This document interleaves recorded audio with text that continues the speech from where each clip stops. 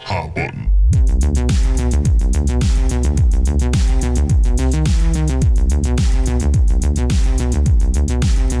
Remember when the whole connection with the Guinness and like the drink and Guinness, the World Record Organization, suddenly became known to me during our Billy Mitchell series?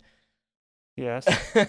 Well, I was watching Red Letter's review of Bram Stoker's Dracula, and in the very beginning they do this bit with Coppola wine. I didn't know that wine was actually produced under director Francis Ford Coppola. Would have been my first guess. It's the only Yeah. couple I know. I don't like. I mean, or I guess it's his company or estate or whatever. But I followed I followed movies pretty closely during my life. Was employed at a theater. Also worked at a bar, incidentally, where we sold bottles of Coppola wine. And I never once thought they shared anything except the name. I went a long time It's without just ever weird. knowing that Crystal Skull vodka came from Dan Aykroyd. Dan Aykroyd. So But that makes sense because it's not the same name. It's not like Aykroyd vodka. Coppola could be a common name. Yeah, it probably is. Apparently, it's But not how even many that great. Coppolas do you know with enough money to open a winery? Well, that's, Checkmate. that is true. But the bottles themselves, the label is really like, doesn't, I mean, I don't think his full name is even on it. No, I mean that's how Wayne Gretzky has a wine in Canada. It's called Gretzky Estates, and I saw that, and that doesn't have like a hockey player on it. I would associate a prestigious filmmaker with wine. I don't know if I would do the same for a hockey player. It's a dessert wine. Nothing against, oh, all right. Vin Diesel has his own kind of fuel, you know? So I don't think. it's the most famous Diesel I know. It's the only person I know with enough money to start. No, go ahead. Open What up were you an oil line. So I think we can all agree here that making games is not easy. It's time-consuming, expensive, stressful.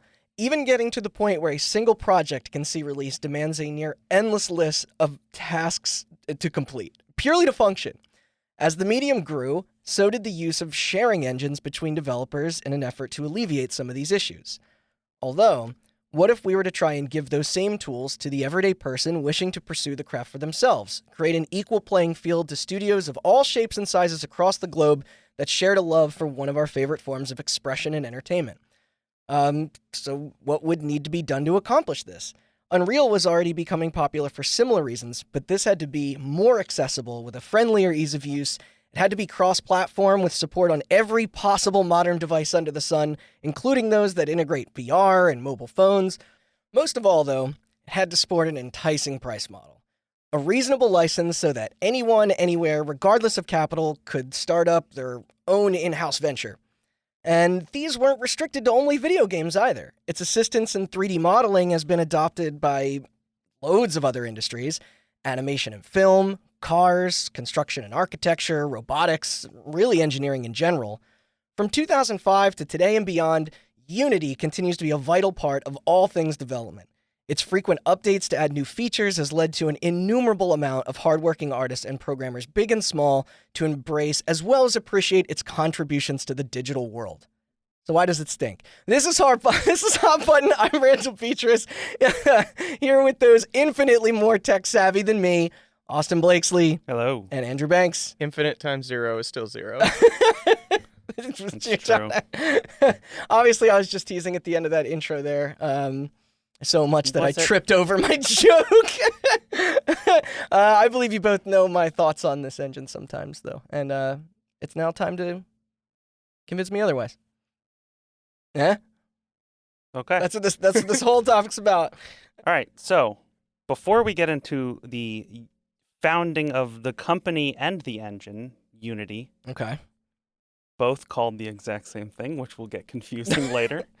Cool. Let's set the stage for where game development as a whole was at in the early 2000s. The early aughts. So let's play a little game to start. Throw out Alright. some engines you remember people using in the early 2000s. Torque. Renderware. Renderware, yes. As Randy said, Unreal Unreal, yeah. It in was, the intro. when did 2 come out? Unreal 2? Well, Yeah, Unreal 2 would have been Oh, early sorry. aughts. I was no, yeah. So I was getting the Quake 2 engine was the other one I was thinking of. It was IdTech. IdTech. Yeah. IdTech is another one. Yeah, yeah. I actually What was Valve? Gold Source. Yeah, Yeah. So Yeah, Valve, old source. yeah, Valve's Gold Source was based off of IdTech though. Like they got an IdTech disc and then spun off some stuff off of that. I believe Unreal was also loosely based on IdTech as well. I don't know that for a fact. That could be true. Yeah. Hmm. If you want to learn more about Unreal's history, check out the Epic That's vs. right. Silicon Knights episode because I go over it a little bit in detail there. Yeah, I think you named all the big ones. The only other Okay. two that I could think of, because I tried to play this game on my own without Wikipediaing it or anything. The only other two I have on my list are Gamebryo, Oh right. Yeah. which used to be called Net something. Morrowind, it wasn't called Gamebryo, but it's the same engine. And then in the Infinity engine, the BioWare engine. Oh yeah. Yeah. Yep.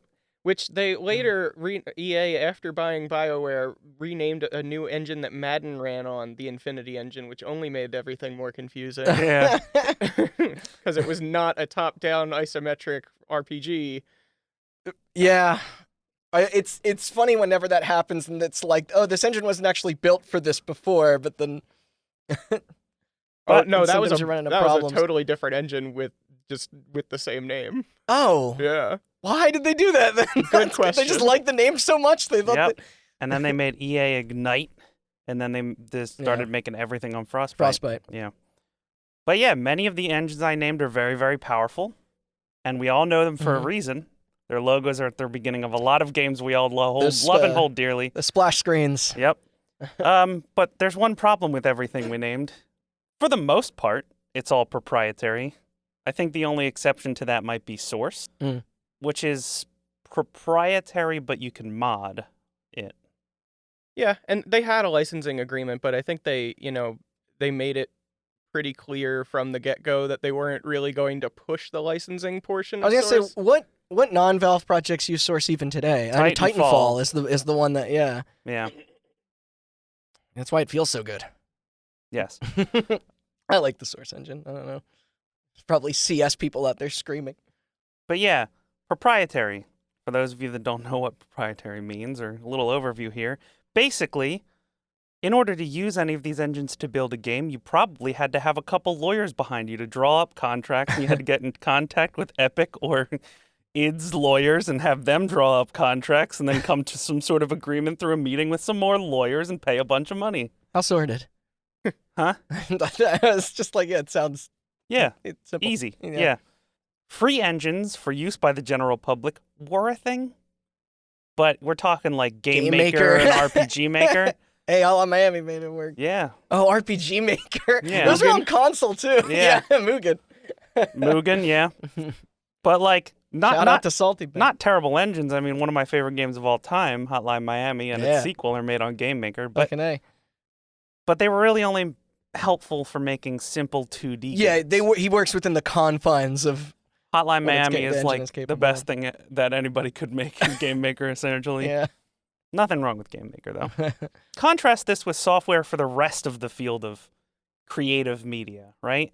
Mhm. Programs like the Adobe Suite, Photoshop, Premiere, Illustrator, After Effects, Final Cut Pro, and Autodesk software like CAD programs or Maya for 3D modeling. You've probably used all of these. to Yeah. a degree.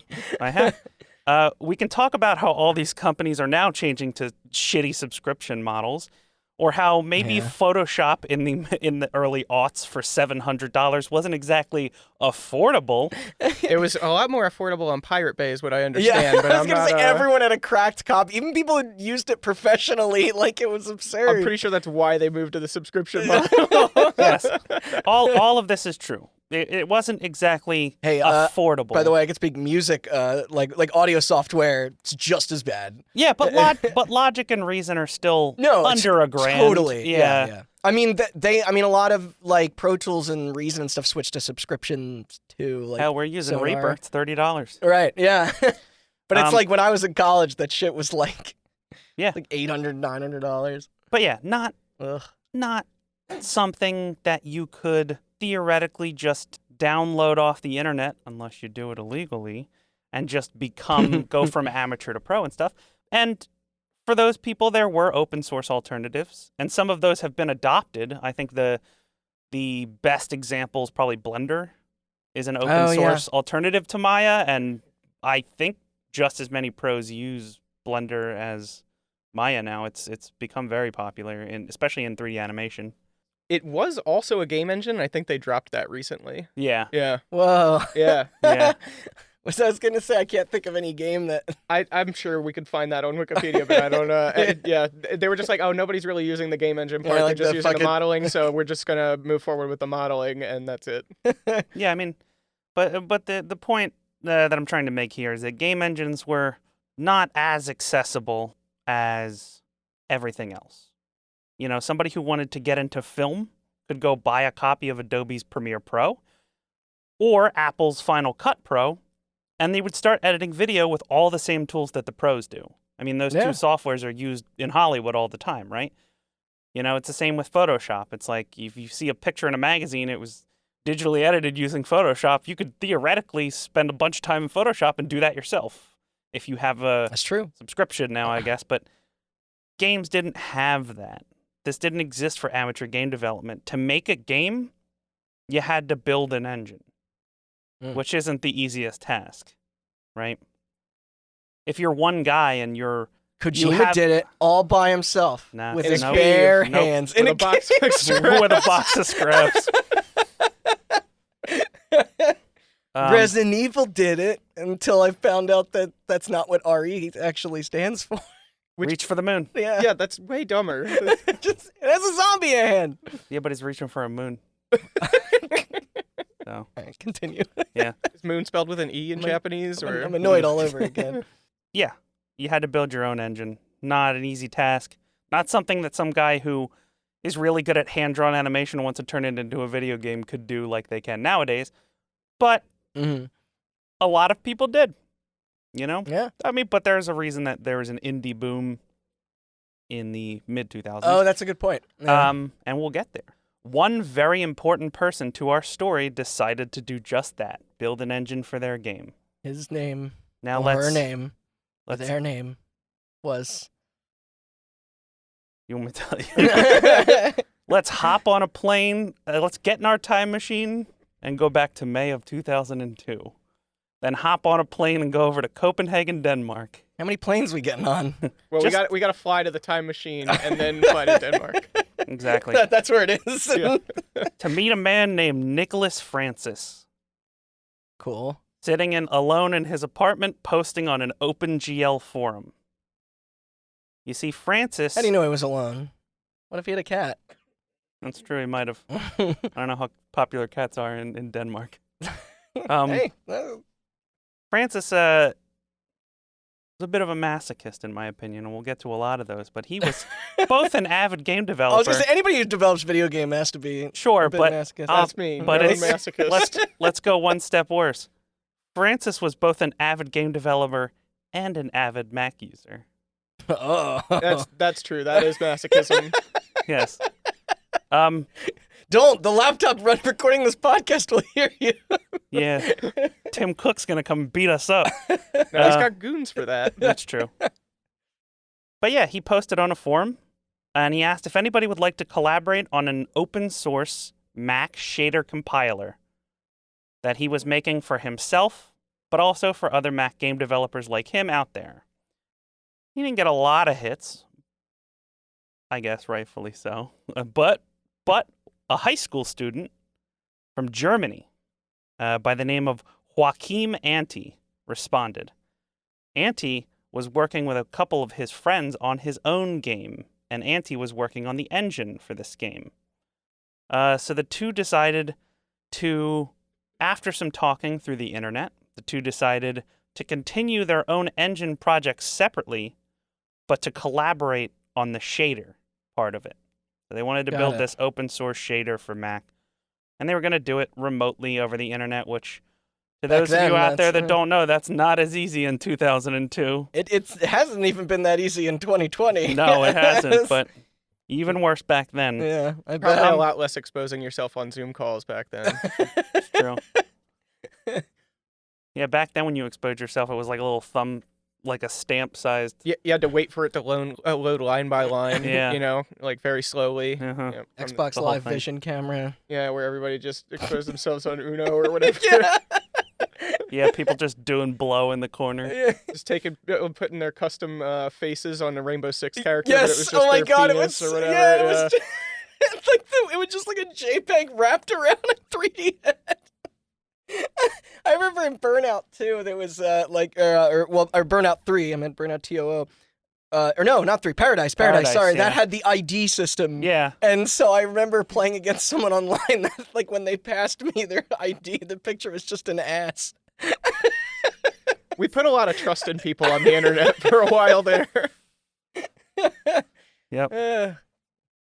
He got the best of me, though. Yeah, he did.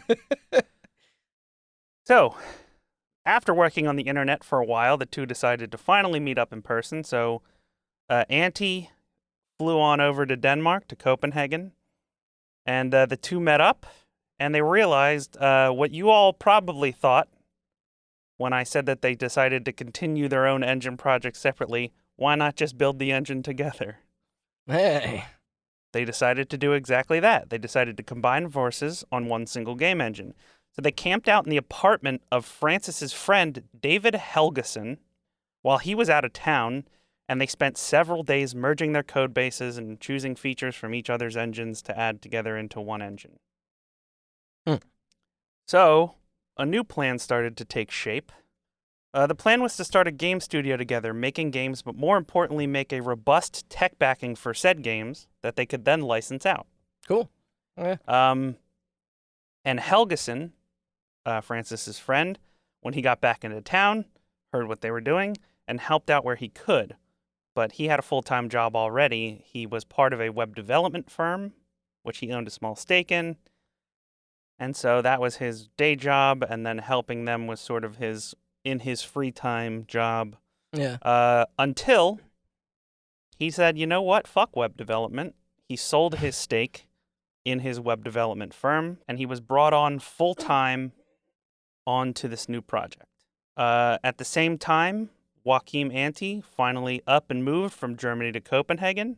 He got an apartment with Francis, and the three worked out of this new apartment while Helgeson lived down the street in the apartment that they started the company in, and also worked at a cafe on the side, Oh. not to support the company financially because it didn't pay well enough, but to get free food for all three of Oh my them. god. That's sadder, I think. Uh-huh. Like that member of the Offspring who they only got into the band because he was old enough to buy beer, right? Mhm. That was like a rock band loading screen tip or something. That's great. We're- Oh, I miss those facts. So, this continued for a while, and throughout 2003, the team spent time both working on the engine, but also bringing in a rotating cast of helpful volunteers to work on a bunch of different prototypes. Ooh. A couple of ideas they pitched, a couple ideas that their friends and volunteers pitched, but it was a bunch of different game ideas. I don't have exactly any information on what games they made, Oh. but I can tell you that none of these prototypes panned out into anything that they thought would sell. However, All right. the sheer range of ideas that they tried led to them having to implement different stuff into this engine every time. Okay. And over that's still time, they- valuable. And over time, they realized that the technology they were building was actually starting to become useful in a wide range of cases. You see, back then, game engines were constructed around a single game for the most part. There are a couple examples, Yeah, but where that for the most doesn't part, work. But like, it was kind of disposable. Like, yeah, there's shit that you have to modify, like the story of like a lot of games ran on Unreal 3, right? But like Unreal 3, there saw were that still a more lot in the of 360. they basically had to PS3 era. provide the source code to people so that they could hack it apart and put it back together. That's the famous Irrational story with BioShock, where it's like, yeah, it runs on yeah. Unreal 3, but there's only like 30% of their code left after we were done or something. Well, on Bioshock Infinite, right? Infinite, yeah, sorry. BioShock Infinite. Because BioShock 1 was made on Unreal 2. Yeah. Yeah. or Unreal Warfare, which I think, I don't know, something like that. Yeah. It gets confusing. Yes. Should have just used better numbers. Yes. Yes, they should have. I mean, they're now they're making it a bit simpler because they just went from 4 to 5, and Yeah, Right, I mean, yep. And after about like, I Three, don't know, four, like five. 86 revisions to 4. But But yes, yeah. yeah. I don't think did Unreal sorry, not to jump ahead That's all in right. the timeline too much, but Unreal 3 I feel like really cemented its like legacy in gaming history. Yes. Little less of that with 4, in my opinion. Is that a we'll get there? I mean, other than No. Again, I mean, that's It's funny because we talked with about Unity this and that one. in the Silicon Knights episode, but that was years so ago. long ago Yeah. that I think Because it was like by then we were like, okay, well, Fortnite uses it, right? And then it cemented its Unreal. Unreal is used a lot PUBG. these days. it is, but I mean, But again, Not as we're much. we're talking about like the difference between like the big boys using Unreal and like it's more game development is a little bit more democratized now to the point where like right. you see that Unreal logo all the time, but it's not like plastered at the front of like the biggest I think fucking. can't you pay to have that screen technically not? Yeah, be you can do there? that in all of them. Right. I mean, indie devs wouldn't do that, but their development is mostly shifted over to Unity anyway. But I guess it's just That We is will get to that it. is a will get okay. there. Actually,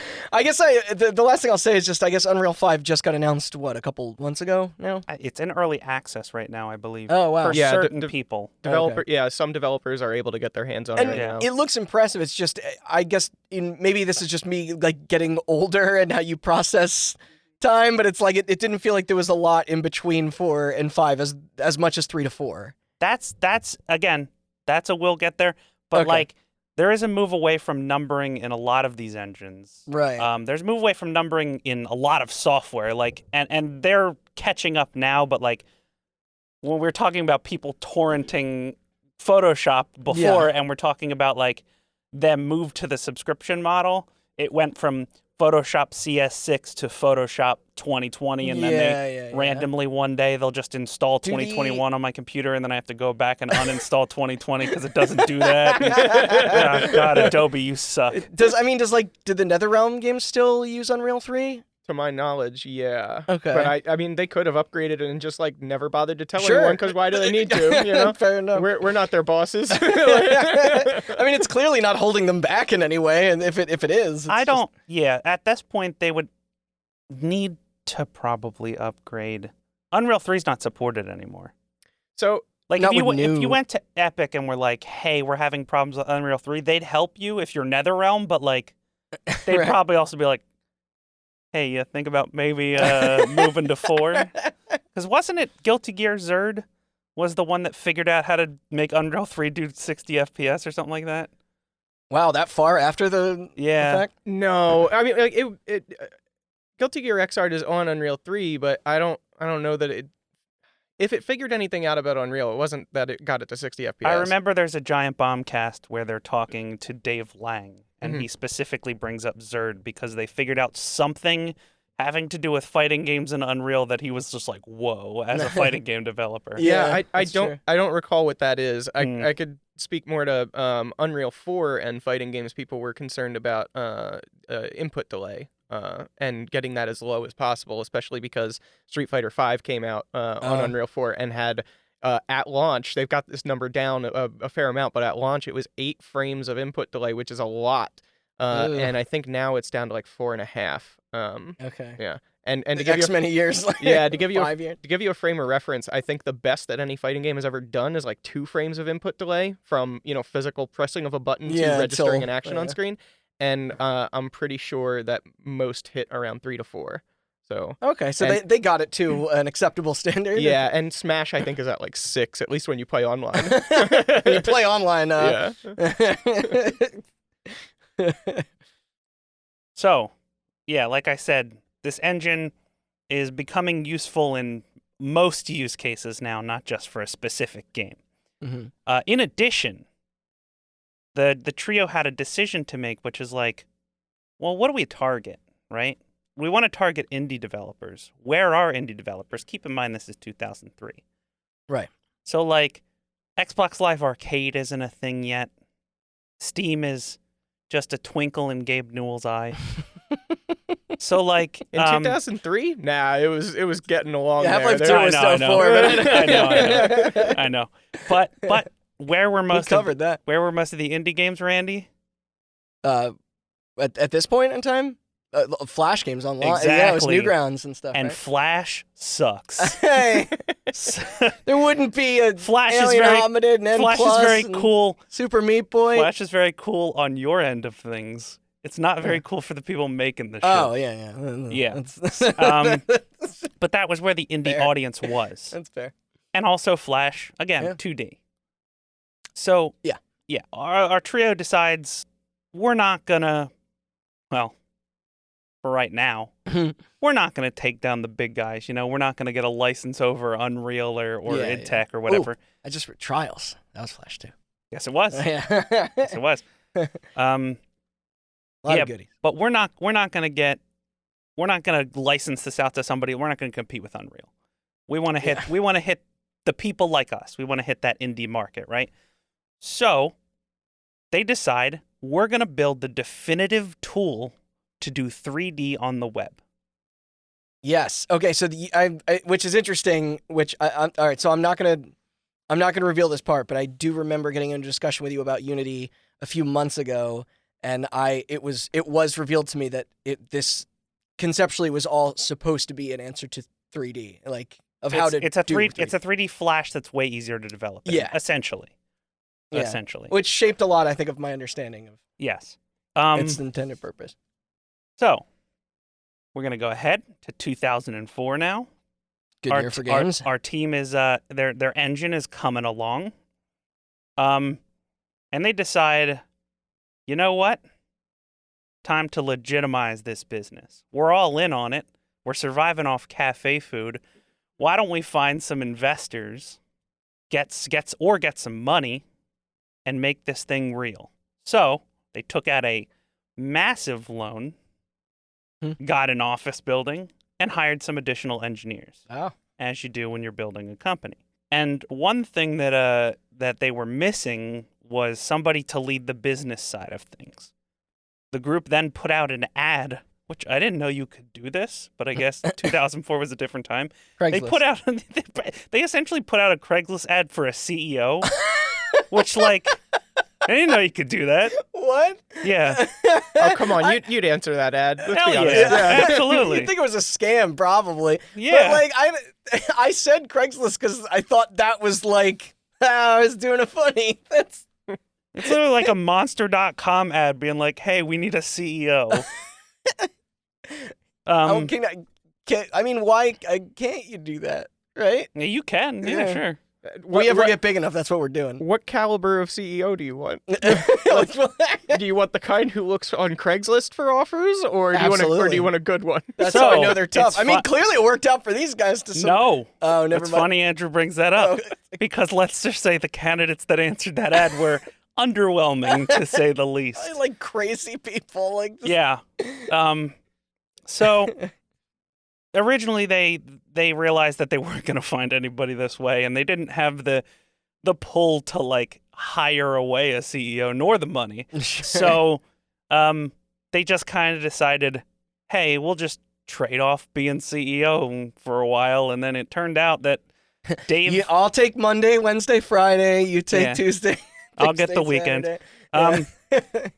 But it turned out that as programmers go, I think 1 in 3 is probably a good estimate for how many programmers also have social skills. Wait, let me. Okay, that checks out. Yeah. But yeah, Dave Helgeson turned out to be the best at that social part of the job. Not Nice. just that, but he had experience in the merging of the business and tech worlds because he owned Hey. a stake in that web development firm. So Good. Dave Helgeson became CEO. And it's also at this point, I think he officially became co-founder It's- because originally just the two were co-founders. Is he still CEO today? I believe so, yeah. All right. So we also have, we got to file some paperwork Oh. in addition because, starting a company, you got to file some paperwork. So at this point, the group incorporated. And they incorporated it under the name Over the Edge Entertainment. Started drawing up a business Really? plan. Yeah. Okay. Started drawing up a business plan in order to pull in some investors so they didn't have to take out another massive loan. Wait, you say over the edge or over the hedge? Over the Edge. They were big fans of DreamWorks. Yeah. It was just tearing up the charts back then. Their logo is just all those wacky animals. I never saw it. I mean, hey, their engine would go on to be used in a lot of licensed games. Yeah, So, yeah, maybe one of the over the edge games has the. yeah. But more importantly, they had to start forming a business plan. Yeah. You know? Again, programmers, I'd say it's less than 1 in 3 that know how to actually make money not working for somebody else.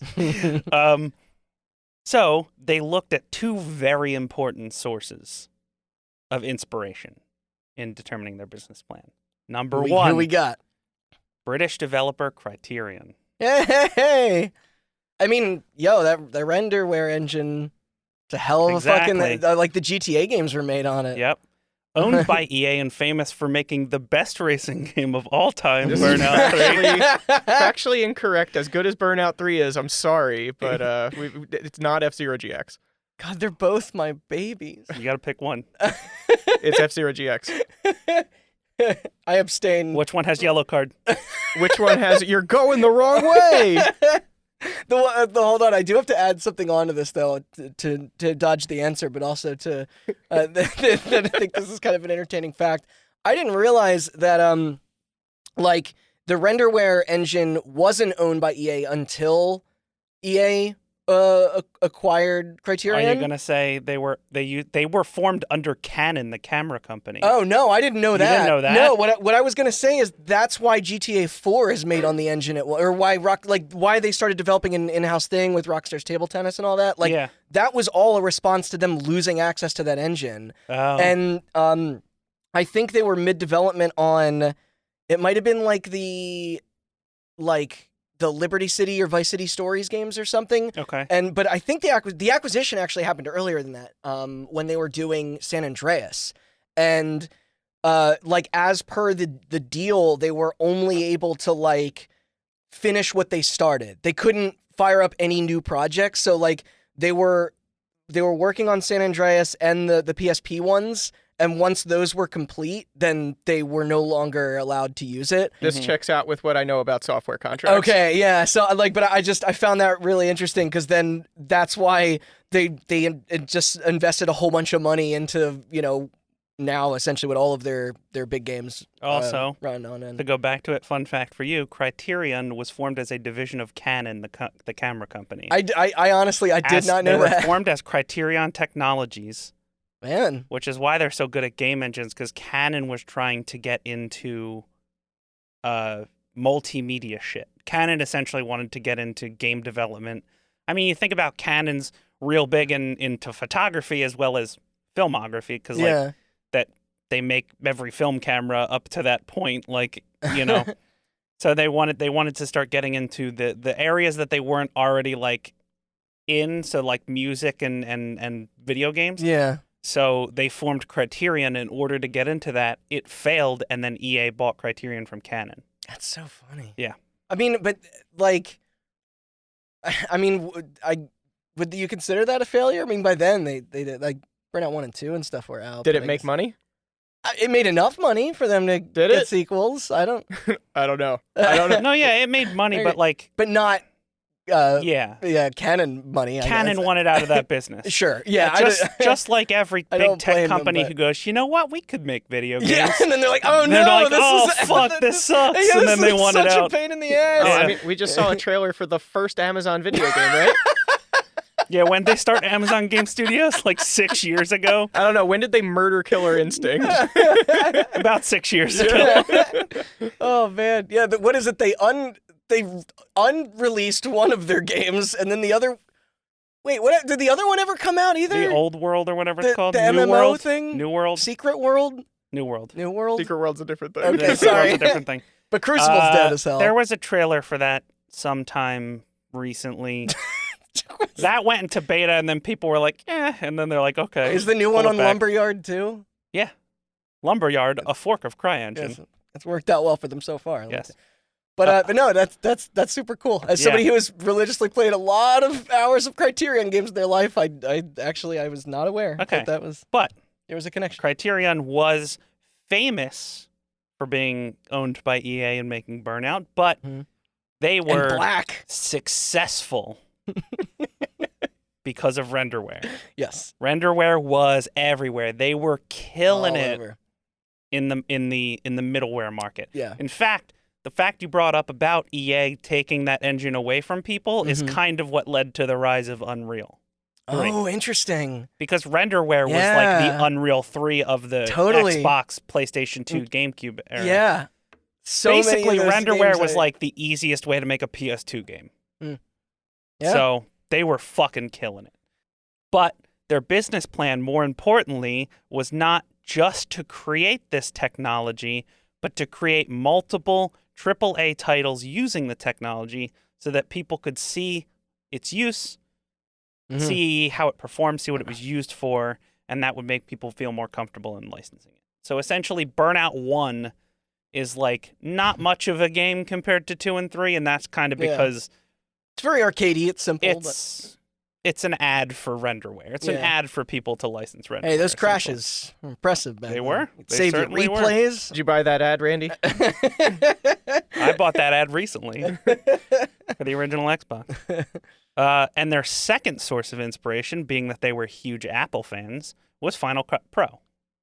Huh. Because like I said at the beginning, Final Cut Pro was, big air quotes here Yeah, I for those can see, listening, yeah. reasonably priced.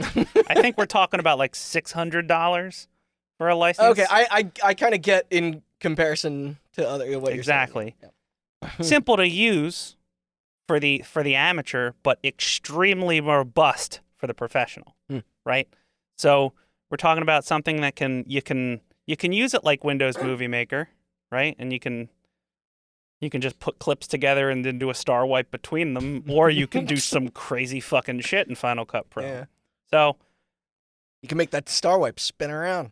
as we talked about at the beginning, their big inspiration was to make something like Renderware that indies could use and afford, and that would be simple. Yeah. So, Makes sense. Noble.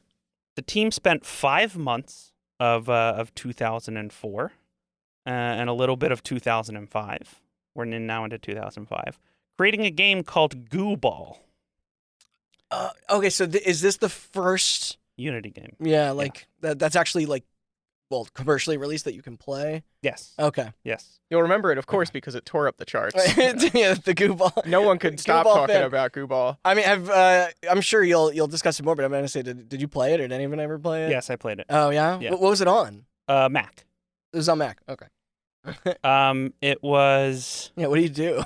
It's pretty much a worse version of Monkey Ball with the added mechanic. Oh, I love Monkey Ball. with the added mechanic of it being Goo Ball, so you could hold the button down and get your ball to stick. That was. Okay, no more T-spinning in Tetris. No deal. But more importantly for our story here today, as Andrew sarcastically hinted at, Goo Ball didn't exactly tore up the charts. But what it did do was it gave the team, because like I said, they built a lot of prototypes in Unity constantly in order to refine the engine, but they never made a game from start to finish Mm. in Unity. So like Except for Goo Ball. this kind of gave them, that Goo Ball gave them the opportunity to realize what it was like to make a game in their own software and then kind of like find more bugs, Yeah. like test it out, smooth out some of the features, and more importantly, remove a lot of the annoyances. It's called eating your own dog food. Yes. Is it? You never had like an eating your own dog food meeting at work? No? No. Oh. Where do you work in a dog food company? No. I've tried dog food. No, that's called it's because if you're just building a tool for someone else and not using it yourself, then you're not seeing what they are experiencing, you know? Ah. So yeah, eating I your own like dog I yeah. like that metaphor. Yeah. Honestly. Um, yeah. And also, this is where we get the name, because we're getting closer and closer to launch. They looked at the engine's ability not only for collaboration, but also its intended power of cross-compatibility across platforms, and settled on the name Unity. Okay. I mean, that's an appropriate name. Yeah, it's a good name. It's Yeah. one word. It, sticks in people's minds. I'm still thinking of the dog food thing, by the way. Do you remember when who bought? It might have been Chelsea bought the Oreos that were Yeah. like for dogs. Like we got them for our, and we were like, well, let's try them because we needed to know. And so here's the thing, they kind of taste like sort of like just really bad old Oreos, Yeah. but the thing that was really funny is that when we had our friend Dave try them, he read the bag, and it's like they're mostly protein because they're dog treats. So he started calling them Gaines Oreos Oh, yeah. because like dog treats are really caloric. Yeah. So it's like imagine they're the size of mini Oreos. So it's Yeah. like imagine a mini Oreo, but if it was just like 100 calories pressed into it or something. Yeah, with chock full of protein. Yeah. And obviously not real chocolate, but it's just like they're just like worse Oreos in I guess every way because they're also unhealthy. Unless you're working out all the time, which I clearly am. Okay. So, Sorry, I just figured that. Yeah. Had to be in. so This episode's too on the rails, in my Yeah. opinion. yeah. Yeah, you got to keep me on my toes, I guess. It's been a while since I hosted one. Got to take the rust off and learn how to get this shit back on track. But yeah, Baptism by fire, man. team used the profits from Gooball along with a loan from Auntie's father to hire some more engineers. Did I say Gooball came out in March 2005? I don't know. It came out for sure. Yeah. I don't know if I said March 2005, but we're now in March 2005. Everybody's playing Gooball. And we're hiring more engineers to fix up the engine and ready it for its public release planned in June of 2005. Exclusively on Mac. Now, before we get into Unity's actual release, for those of you that don't know, Andrew, who has used Unity before like I have, is going to give you a little rundown of what a game engine is and does, and also what Unity is. Yeah. Oh, yes. All right, so a game engine is basically just going to be a whole bunch of reusable code that you can put together in different ways to make your game. And a lot of this includes like IDE tools, which is just a fancy programmer acronym for, hey, you type in code here, you test it here, and it'll complete your code and things like that. Some of that comes with it.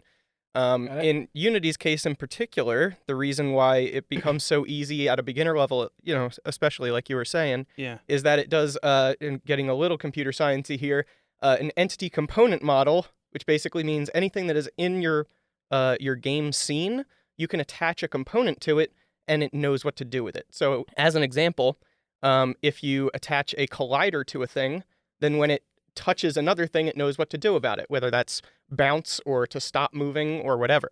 So I know collision detection is like one of the hardest things, like for it can be. the thread, yeah. Sure, but that's a thing that the engine provides to you, right? Yeah. So if you just have two objects in a scene and they both have colliders, when they touch, then the engine knows what to do with it. And that kind of stuff can be very low code. So you can just kind of drag things into your scene and then it knows what to do based on where they are and what components So they have. it's like already accounting for a lot of the little things and Exactly. doing the legwork. That So yeah, and this is true of all softwares. Whenever you have a platform like this that you're trying to license out, you're Yeah. trying to cover all of the most common use cases the best you can, while also still, like you were saying, give you the power for a pro to be able to do the minutia that maybe not everyone is doing. So yeah, it like I said, that's kind of the benefit to Unity, and like by contrast, the benefit to something like Unreal would be that they have the ability to code a game with no code. You can just drag and drop a graph basically of you start here and it does this, then it does this, and you're just dragging boxes around. Not unlike kind of what Dreams does now. You Yeah. know? Interesting. Yeah, Yeah. I didn't know there was such a key difference between. To me, that I thought what they provided was different versions of one and the same, but that's Yeah, so I mean, like, yeah, ultimately, it really a game engine Some is key a factors, yeah. set of tools to handle a bunch of common game code use cases. yeah. Yeah. Huh. Do most of the coding that people don't want to do for you. Yes. Essentially. Yeah. Yes. Do you Don't- think at any point that sorry, I didn't mean to interrupt, but That's fine. that like Dream is not necessarily landing with the impact that I think that they wanted for a few reasons. But I at least when people were kind of being vocal about its like I don't know what to say without it being like sounding really mean. Go for it. I am not Dreams. I won't be offended. Yeah.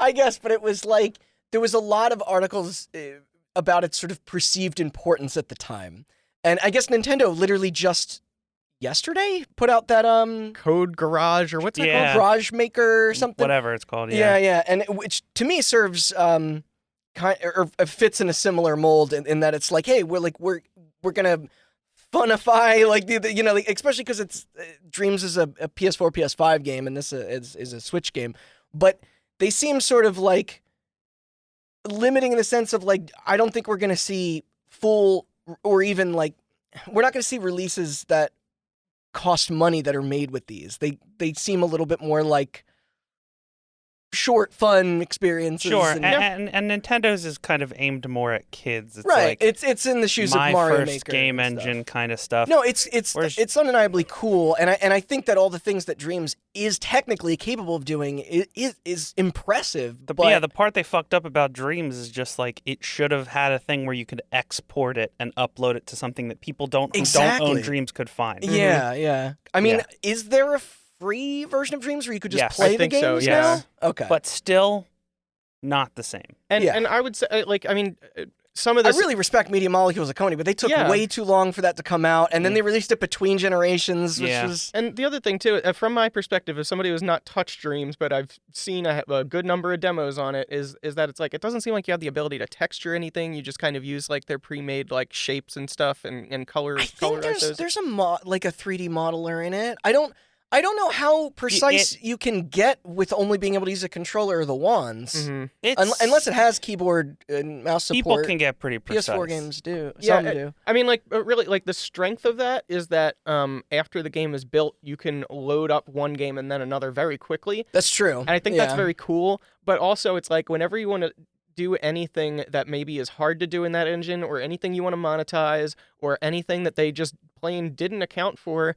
There are so many use cases where you're immediately just going to be going to something that made it easy, like Unity. You Yeah. know, I mean, Um, when we dicked around with Dreams a little bit, Austin, like the way that they compiled, like their whole like online, it was not No. utilized well. Yeah. It did not do a very good job of sort of like promoting the type of Mhm. games you would want to showcase, and then other just anybody could upload any kind of dumb horseshit, and they did. And that was probably the same thing happened with Little Big Planet as well, because you had people like making a working mathematical calculator in Little Big Planet, but then you would also in both of these games just get like a kind of a bunch of nothing sometimes, just like and it's Mario cool- 1-1. Yeah, and it's like you can make even that's more something. I Yeah. more meant like even things that are barely Oh, yeah. work or unplayable because they don't have a sort of system in place to pull out garbage, like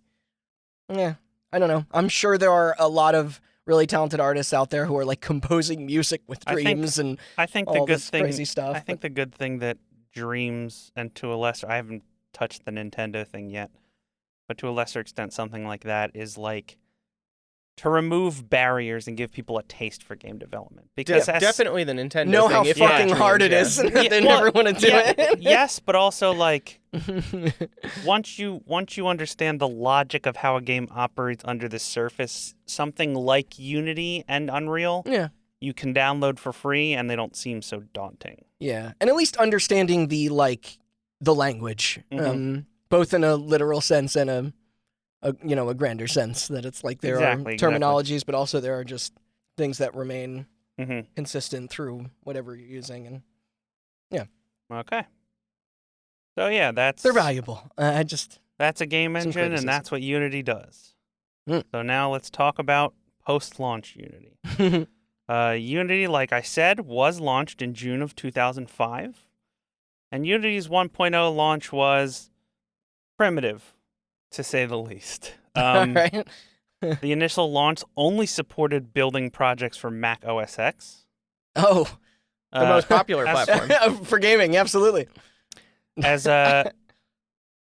and not many of the features that I even know Unity for. I jumped into Unity at Unity 3, which we'll get to. But Microsoft Windows, and more importantly, their original design web browsers, came in their first update, version 1.1, in August of 2005, so just 2 months later. Okay.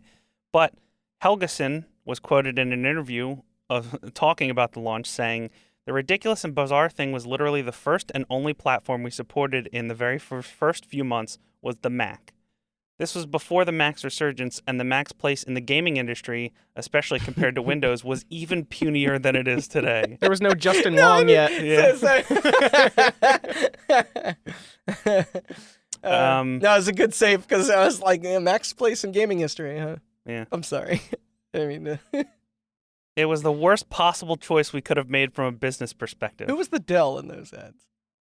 It was John Hodgman. John Hodgman. That's yeah. right. Yes. Trying to read a Hodge quote. Judgment. Sorry. It was the worst possible choice we could make from a business perspective. But we were just hackers, and we just liked our Macs. We weren't Hackers. thinking big thoughts from a business perspective. Hmm. More importantly, we talked about affordable, quote unquote, air quotes. The pricing structure initially for Unity was 2 separate licenses.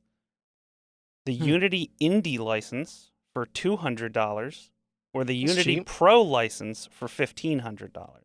What was the key differences between the two? Features that we don't need to get into, things like soft body physics or something like that, Right. soft shadows, but most importantly, publishing to Windows Oh, was locked behind the professional license. that's a big one. Yeah. Also, as a part of Unity's terms of service, any corporate entity making over $100,000 in the previous fiscal year could not use Unity's Indie license for development. So there you go. Somebody drew a Right. line in the sand and said, "This is what an indie is." Yeah, About time.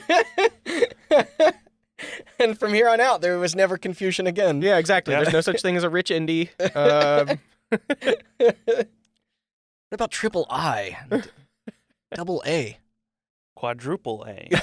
Yep. No, quadruple A is supposed to be what Perfect Dark is going to be, right? Which is- Exactly. It'll be the first quadruple A game. I can't wait to see the A inflation in video game development when, 70 years from now, we're up to 70XA game studios. I love Perfect Dark, but that is such a strange, this is what we're going to dump the most money in ever. Yeah.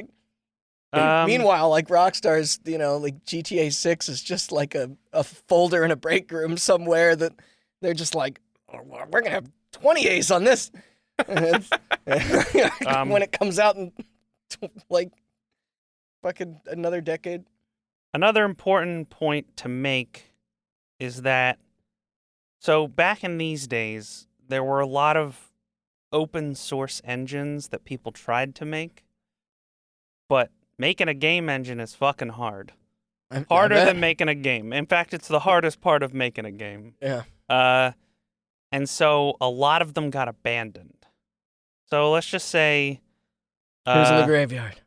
I don't know. I don't have any names. All right. But I was just curious. But in these early days, it was mostly enthusiasts making games in Unity. Hobbyists would be, I guess, the correct term. Because in order for a company to trust Unity, they had to prove their worth. So Prove it your worth. yeah, but they did. The crew kept updating Unity almost monthly. I'd say monthly to bi-monthly. And while constantly talking to the community and taking feedback. And we have a quote. I don't know who this is from. It's one of the developers. We were developers developing for other developers. We understood their problems and tried to fix them. Development. We spoke to them. It'd be a case of not being able to sleep at night and thinking, I wonder what's going on in the forums. It was all hours of the day. I think they recognized that, and then those customers that we had started evangelizing it for us. So they basically talked to their customers that they did have and started working on 2 feature sets. The first being minor updates, Unity 1.2, Unity 1.3, et cetera, et cetera. Yeah. And then major updates. And the biggest step towards proving themselves would come in October of 2007, which is when Unity 2.0 released, which the developers would be quoted as saying is the biggest step forward that their company has ever taken.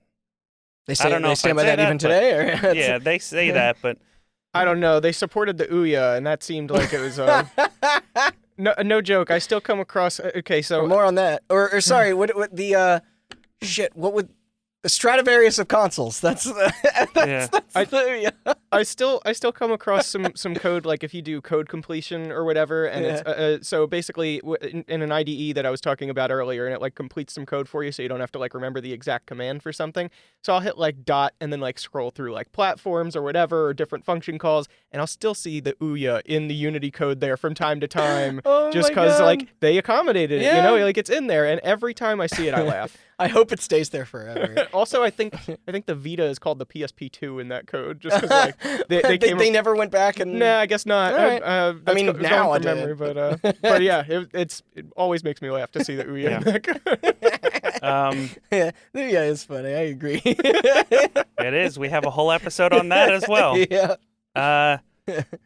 But yeah, this update included over 50 additional features, including but not limited to, because I'm not going to list them all, web streaming support, real-time dynamic shadows, a 3D terrain engine, Ooh. video playback, networking support built in, and most importantly, DirectX support, I love that one. which improved performance on Windows platforms by 30%. Yeah. Yes. They also, in 2007, started their own conference, which is still going to this day, called the Unite Conference I mean, in they Copenhagen. may not have done it last year, but They probably did, but I think they still have a 2021 one going on in Copenhagen. maybe they'll be more organized than E3. Maybe. We'll see. But that is where 2.0 was revealed and released at that first conference. Yeah. Still, I don't know how big that conference was, but Unity was still an infant in these days. You can go online and look up a list of every game made in Unity, to Wikipedia's knowledge, I guess. But I don't see much Right. in between Goo Ball and like 2008, essentially. Oh, well, maybe they were just was hard at work at that I point. think it was just a bunch of web games that nobody like cataloged or put on Wikipedia. Sure, yeah, but yeah. yeah. Checks out.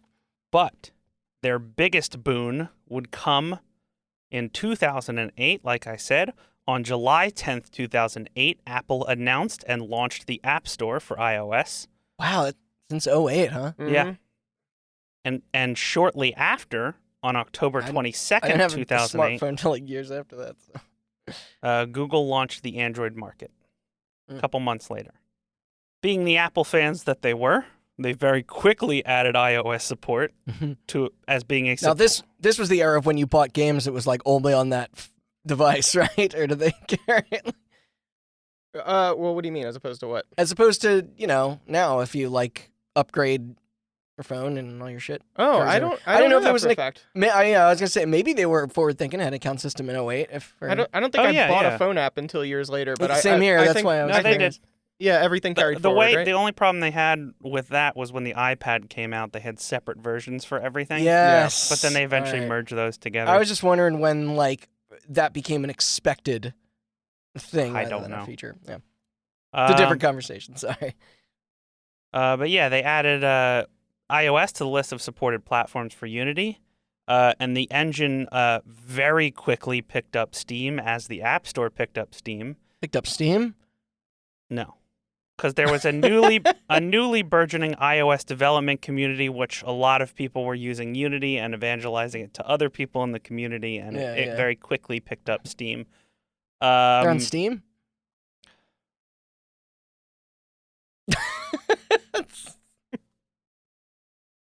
It should also You said you haven't hosted an episode in a while. I just thought I would make it awful for you. You done?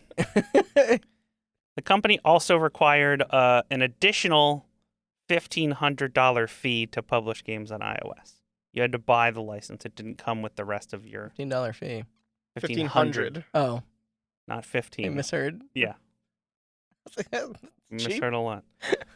Hey. Also, no, I just meant you misheard a lot of money, not Oh. that you mishear all the time. You were off by about $1,485. Also, this was also around the point where web-based games were, Kind of falling out of favor. but like companies were getting in on it. Congregate. Yeah, stuff like that. So two very important companies. By the way, sorry, this might be a separate, like, sort of discussion or conversation here, but weren't most like mobile, like I guess it's like my memory of mobile games from that time period where like everything was Java. Like, I wonder when. No, This was. you're thinking about the mid 2000s. Most like the Motorola Razr and the LG Chocolate and shit, they all ran on Java. Which, you know what else Oh. runs on Java? Android. It's like its own fork of Java. It is. Yeah. But that was pre-Android phone mobile OS. Okay. Two very big companies decided to get in on Unity to make games for the web, which actually did really well. You'll be surprised to know. Mm. In 2009, a web-based MMO made by Cartoon Network. Is this Toontown? No, No, that was Disney. Damn it. Called Fusion Fall launched. That was made on Unity. That's not a very, like, fun name that invokes the whimsy of Cartoon Network. Yeah. If you ask me. The- Fusion Fall sounds like it could be a first-person shooter. That's like because a you're sci-fi thinking of Firefall, which was a first-person shooter. So is Titanfall. Yeah, there you Also, go. Fusion isn't necessarily like a...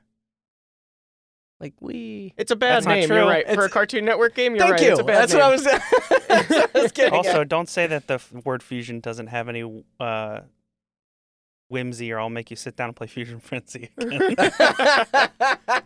Okay, I Don't was thinking threaten people on this yeah. podcast. I was That's thinking of fine. Metroid Fusion Yeah. Frenzy.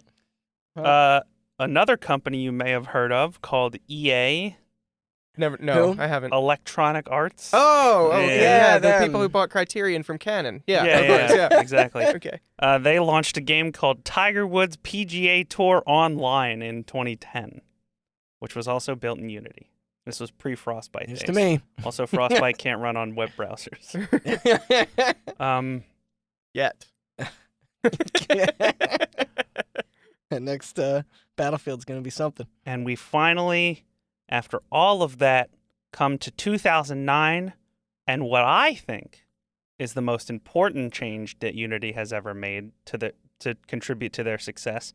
The $200 Unity Indie license was changed to just Unity, and it was made free. Yes, Here's a quote. that from- was. Sorry, I was. It's funny that you bring that up because in the intro, that was the big point I was gonna make, was that it was free, and then I did light research and I was like, oh wait, this wasn't all I didn't Yeah. really know of the Unity engine until it was free. Yeah, so most it's like people didn't. Yeah. And that's why I'm saying it's like their best decision. yeah, was I didn't that. realize that there was a And, different. and But also at this time, did Business they structure have before. the Unity marketplace where because not yet. okay, Not yet. I figured so they were going to getting make there. up that free license on the back end somewhere. Oh, yeah. Yeah. But yes, here's a No, quote. that's a big fucking deal. Here's a quote from David Helgeson, CEO, who said, "The thinking was that Unity Indie was not generating a significant portion of our revenue. Most of the licenses were pro. So we figured, let's just take Indie away and give it to everyone for free. What's important at this point was to get Unity into the hands of as many people as possible." Which I agree with. Yeah. Very true. Yeah. Flash forward to my introduction to Unity. Oh, Oh. I'm curious about this because I was gonna ask. I was gonna wanted to propose the question of what everyone's first game that they can remember playing that was Unity. Well, Oh, you're no, talking about I'm introduction talking to about developing. development, Oh, Yeah. all right.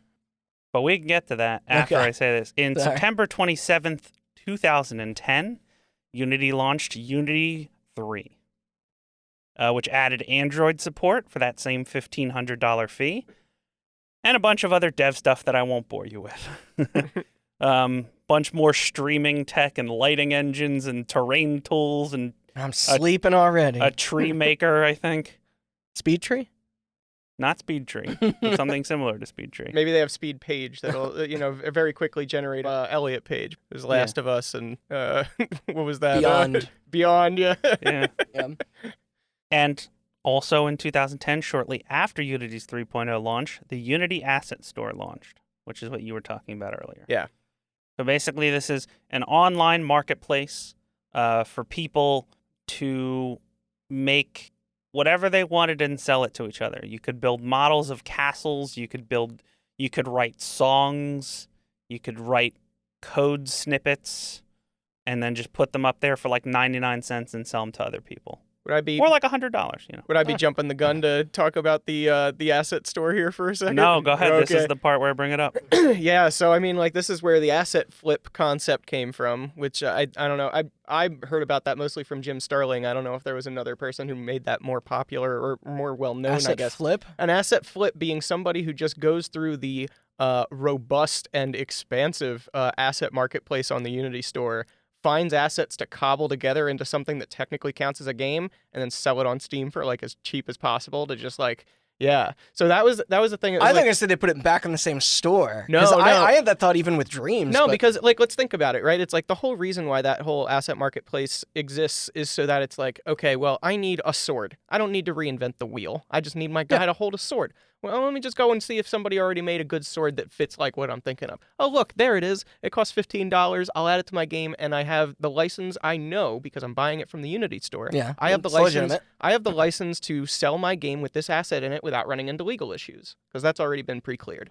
So Yeah. so that became a great way to sell not only assets but also just like code extensions or tools that help you develop, that aren't maybe part of Unity itself because they didn't think about it or maybe they didn't, prioritize it or whatever. But so all these things became very popular, and then there was just this So wait, can anybody upload stuff to Unity's store, or do they need to? I think so, as long as you have the legal right. I'm sure they do some cleaning of that. Oh, yeah. They must do some policing of that because when the real And now just Steam, I guess, is the second. So Steam does as well, but that's Yeah. kind of what I'm getting at, is that these asset flips were all good and legal, but all they did was they littered the store with crap for a while, right? So like Steam definitely had that Okay. reputation for a while of, there's just so much garbage releasing on it every day or whatever. There's like this many releases and they're all crap. Presumably, if you were spending all this time doing 3D modeling, you would probably upload them to both stores.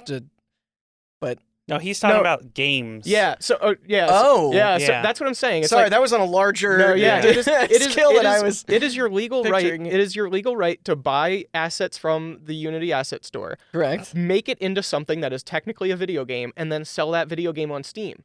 So there was a certain Minimal work for maximum. Exactly. So, but Yeah. that littered Steam with crap until those companies trying to make a living that way just eventually, couldn't sustain themselves. Most of them went out of business. I'm sure there are a couple that still survived because their competitors went out of business. But it's really just like so. You The can dog eat dog. you world. you can chart where where the number of games released on Steam went up and then it went back to like pre those levels. But it's like this was solved itself. yeah, so it's like this was a side effect of the Unity Asset Store, but also one of the great things about Unity is that so many other people have been using it for so long that this asset store is so robust. Okay. So you've got access That's to all these cool. things that you can always throw into your game. so And also into 3D like animation. I watched a guy who does there was like a contest to like make a 3D animated short in 48 hours or something.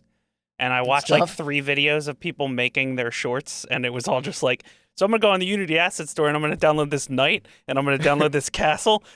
Yeah, because it's like I don't have the time to fucking model anything. See, it's only 48 hours. I was imagining something much more nefarious where I thought you were hinting at like the people were basically grabbing assets and then then just selling them as modded content for other games. No, and- but that was what happened when Steam had paid mods for like yes, 48 and then hours. we covered that. Yeah, yeah. Yes, we as did well. also cover that. No, but no, they were doing it all good and legal. It was just it created garbage for a little while. it was- Yeah. Yeah. it just ended Yeah. up in a shoddy product is all.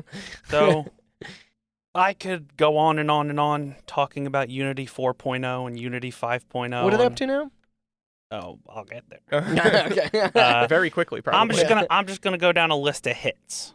Ooh. Okay. Well, wait. Before you do that, should I? You want to ask your question? Yeah. Yeah, go for it. Okay. So, because I remember mine. Okay. But I was gonna ask first, you guys, what was the first thing that you remember playing and that was like Austin, Made in statistically Unity? amazing? Yeah. should you and I answer this one later? No, I can answer Why it is it? now. Is it the same? No. Oh. But actually, wait, did I have an answer for you? Did you ask me this before? Think so? Okay, do you remember my answer? No. Because I was probably looking at Wikipedia when I answered it. Okay. And by the way, don't do this. All right. The only reason I remember mine because it was a game that left an impact on me, and I know what your answer yeah, is. and it also has a distinctive feel to it that I have felt again in terms of first person control. Yeah. Um, So I would think mine is probably Temple Run for the iPhone. was Temple Run Unity? Yes. Okay. When did Yeah. that come out? 2010, I want to say. Okay, so that's going back 3 years from mine. Yeah, you want to pull up the list, Andrew, and see Yeah, if you I'm can pulling find it up. yours? Yeah. So mine was Gone Home. Yeah. Okay. Yeah, which was 2013, I Yes. believe. Incredible game, and it's I don't remember because it released on PC in 2013, and then Fulbright I think over the years put out like the console editions and stuff. Yeah. But there might have been a splash screen, there might not have been. So funny you should bring that up. Yeah. Once Andrew answers your question, I'll get to why that happened to Fulbright. Yeah. Okay. So I want to know. the oldest Unity game on this list that I played was Kerbal Space Program, I think. Kerbal Space Program's on Unity? Yeah. Yeah. Okay. Yeah. But I'm a little surprised at that one. I didn't play that one until way after release. So yeah, that was mine too, because Temple Run was after Kerbal, but I didn't play Kerbal at launch. I think when did- my actual answer is Thomas Was Alone. Yeah. Okay. Oh, Thomas was alone. Okay. When did Kerbal come out? 2011.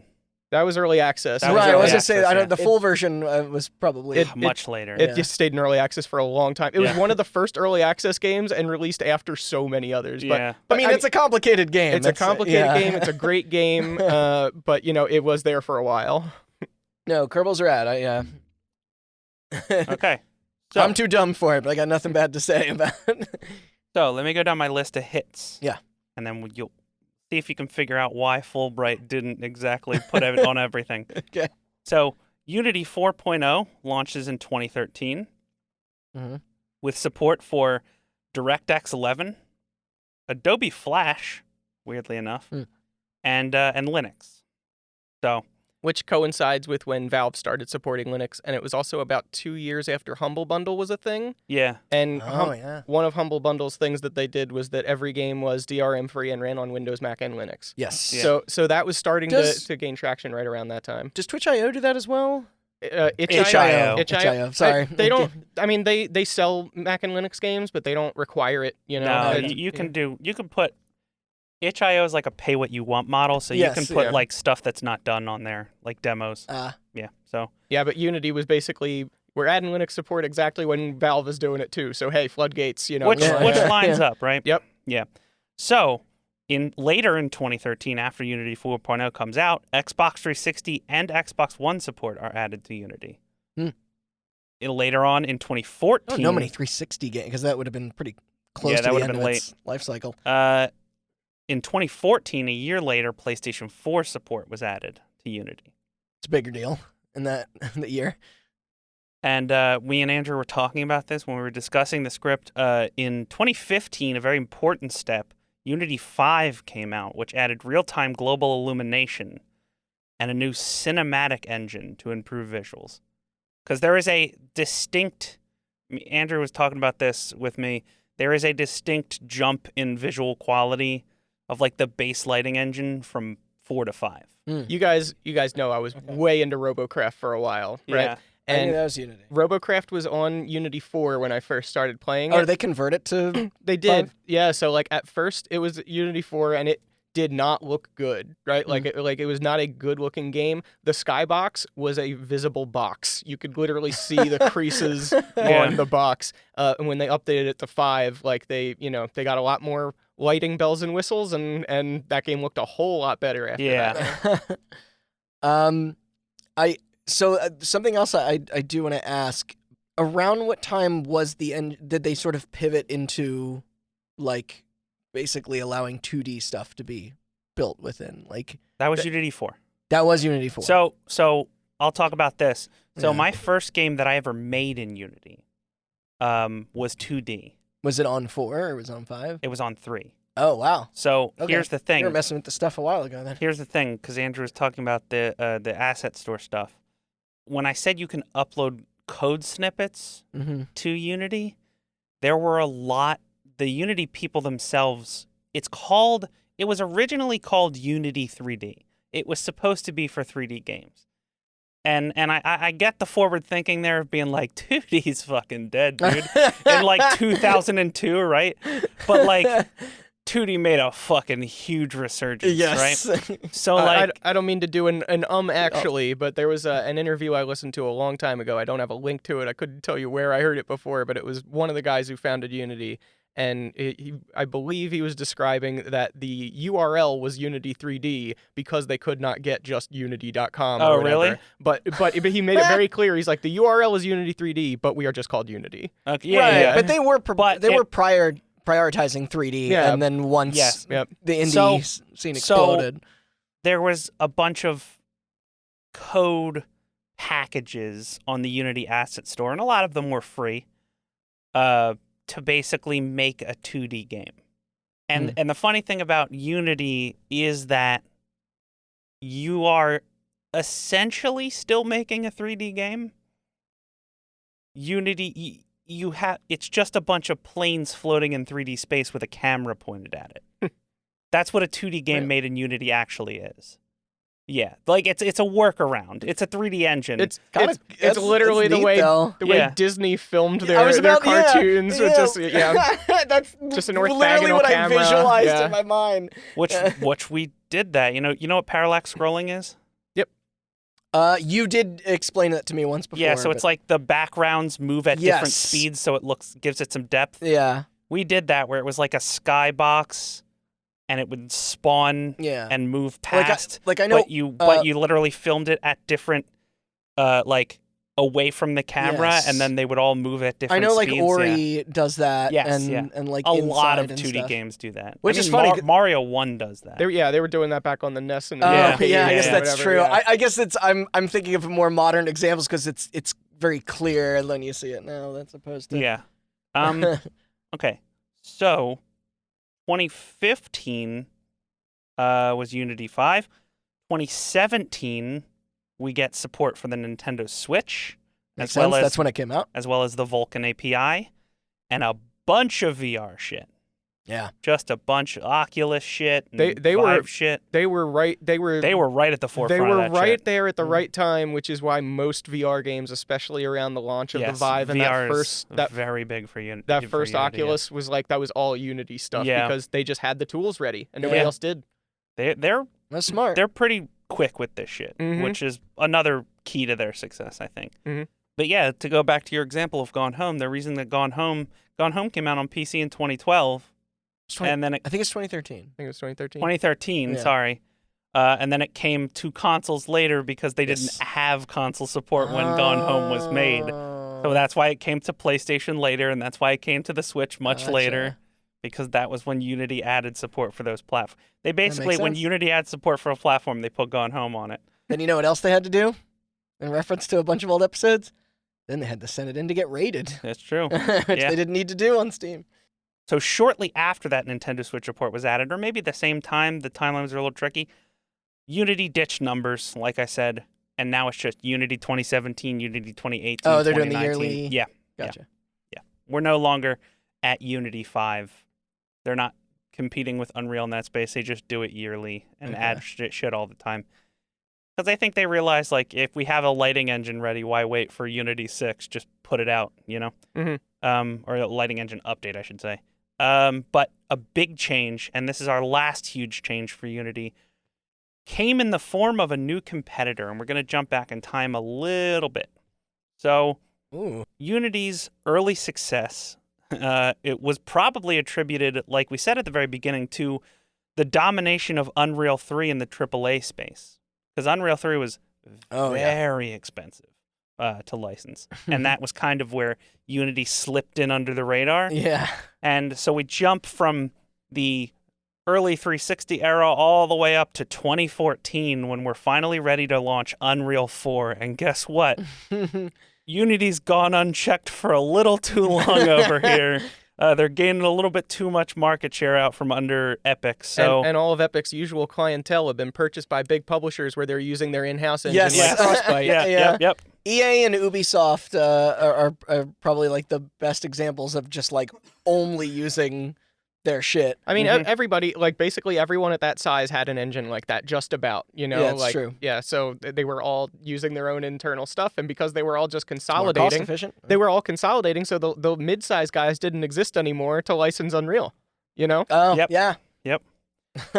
So yeah, Right. Epic saw a competitor rising and thought they might be leaving some money on the table in this new indie space. At the same time, actually a year earlier in 2013, one of Unity's main complaints from people was like, Unity is free, but if we want the full experience, $1,500, like, come on, dude, that's more than like Photoshop. That's a lot of money. Like, Yeah. so they switched. Unity Pro went from, you can still pay $1,500 for it, but they If you want. introduced a subscription model. Basically, Oh. you sign a contract and it's $75 a month with like a 2-year commitment, essentially like a cell phone plan. You get Yeah. Unity Pro up front and then you pay it as time goes. And if you have a team where everyone needs access to. Yeah. Yeah, exactly. Yeah.